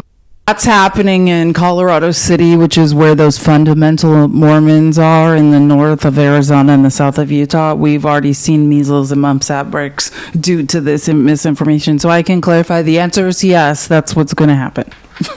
Our vaccine, ACIP is an independent panel. So, well, it's a panel you just put those folks on. Far from what you said, they're people with ideas that are completely outside the mainstream. You mean out of the pharmaceutical paradigm? Let me just say, Mr. Secretary, all these vaccines that we're I just want everyone to comfortably know, and I could spend all the time digging into this, but I think we all know, anytime a MAGA idiot shows up and is like, this is the pharmaceutical company, that's just an idiot who's damning their children to a lifetime of pain. Truly. We should feel sorry for those people. Oh, okay, here's another idiot that's not going to vaccinate their children and won't figure out and do actual research because an idiot who's on death's door testifying in Congress said so. It's unbelievable that this is what this is why and honestly, I should have had 10 kids. You know why I didn't have kids? Because I was like, you know what? I've read too many epigenetic studies. So many bad things have happened. I'm worried about the genetics of mental health being passed down. I'm worried about my own mental health. I would never want to put a child in an adverse situation. I mean, then there's MAGA, who's like, I'm going to have so many children. I'm going to deprive them of health care. I'm an idiot. They don't need to go to public. I'm an actual idiot. I'm going to homeschool my own kids. Praise the Lord. The only thing they need to know about is Jesus. Praise him. I don't know why. That's the craziest thing is there's studies on this, by the way. Highly intelligent people that don't, by and large, do not procreate, which is the scary part. And by and large, people of low intelligence procreate like rabbits. And that is the most terrifying thing, is literally, it's the dumbest people that have no business parenting are like, I'm going to have 12 kids because Jesus Christ said, and they don't need to go to public school. I know enough. I'll just teach what I know to them, and that's that science is from the devil. It's great. Let's just firing on all cylinders, MAGA. Keep it up. Talking about today are free and accessible to parents today in America who have the freedom to be able to make that choice for their children. Will that be true after your handpicked panel makes their judgments about these vaccines? I think that parents should be free. I know you said that before. I do too. To make their own choices. So will they be just as free after these? I assume they will be. I will hold you to that, Secretary Kennedy. I just want to be clear what they're talking about, and then lie you just heard RFK tell. So because they removed the recommendations for COVID vaccines for children, for the elderly, for pregnant women, it means insurance companies no longer have to pay for them. The government no longer has to pay for them. Yeah, so during this hearing, some senators were reading out letters they had received from their elderly constituents saying, like, I need this vaccine. Like, I can't get COVID. I'm immunocompromised. Like, I have to get this vaccine. And now I'm finding out it's $200. And RFK just plays dumb like he doesn't know. And, like, I'm telling you, there's only one answer if you can read and you understand scientific data. For some reason, they want MAGA and other uneducated idiots, which I want to say this, not everyone are these anti-vaxxer idiots. Some people are just working hard and they might not like have the even though every education I got was on my own. But you know what I'm saying? Like, they just don't know, and like, they're going to be engineered out of existence. They're going to be caught up in this. And that's the people I feel sorry for. And then also the children of these anti-vaxxing idiots. Thank you for resubscribing, 555-867-5309. I appreciate it so, so much. Keep tapping the screen, share the live. Let's get some more MAGA idiots in here. Maybe they'll learn something. Because this is not a podcast. It is the American people's health that's on the line here. This is the last thing, by the way, our parents need when their kids are going back to school, is to have the kind of confusion and expense and scarcity that you're creating as a result of your ideology. I think it's critical for you to share the evidence that this panel will rely on. Will you give the American people 6 months or 6 weeks in advance the record that they're going to rely on to make these decisions? Will you make it transparent for the American people? All the evidence is transparent. Will you make it in advance transparent for the American people so they can comment on it? All the evidence is transparent for the first time in history, and you were never there complaining when the pharmaceutical companies were picking those people and then running their products through with no safety testing. You can characterize it any. And none of it is transparent, right? I just want to be clear. That CDC interview I was playing before we started this, where the guy was confirming, "Hey, I'm a doctor from the CDC that resigned," and he was saying RFK Jr.'s strategy is eugenics. It's engineering poor and brown and black people out of existence. You know, just like Mustache Man, all of that shit. That I was like, "Hey, I just want someone else to say it before I start," so you know I didn't make it up. Well. Also in that interview, what the CDC director that resigned said is RFK Jr. has never consulted any medical professional in the CDC about, and they are the #1 agency in the world. Like, these are the people. Please don't let people into my live ever. I'm sorry. I have a lot of things to do today. I've been live for 3 hours. Don't let people into my live ever. Like, that is the literal epitome. Not you. If you didn't, the person who did it knows they did it. Like, if you didn't do it, I'm not talking to you. Like, I'm literally talking and teaching. I can't even remember what I was just fucking saying. Like, what if I want somebody to come into my live? I fully have fingers. These are my 10 digits, and I can do it myself. Like, I'm anyways, I have to. Okay, it's Friday. I'm tired. I've already been live for 4 hours. I'm ending the live. We can talk about this another time. But anyways, I spend literally 6 to 7 hours a day researching all this stuff. And I'm trying to get through a ton of information. And when it's not that I don't know what people think is going on. Anyways, have a great Friday.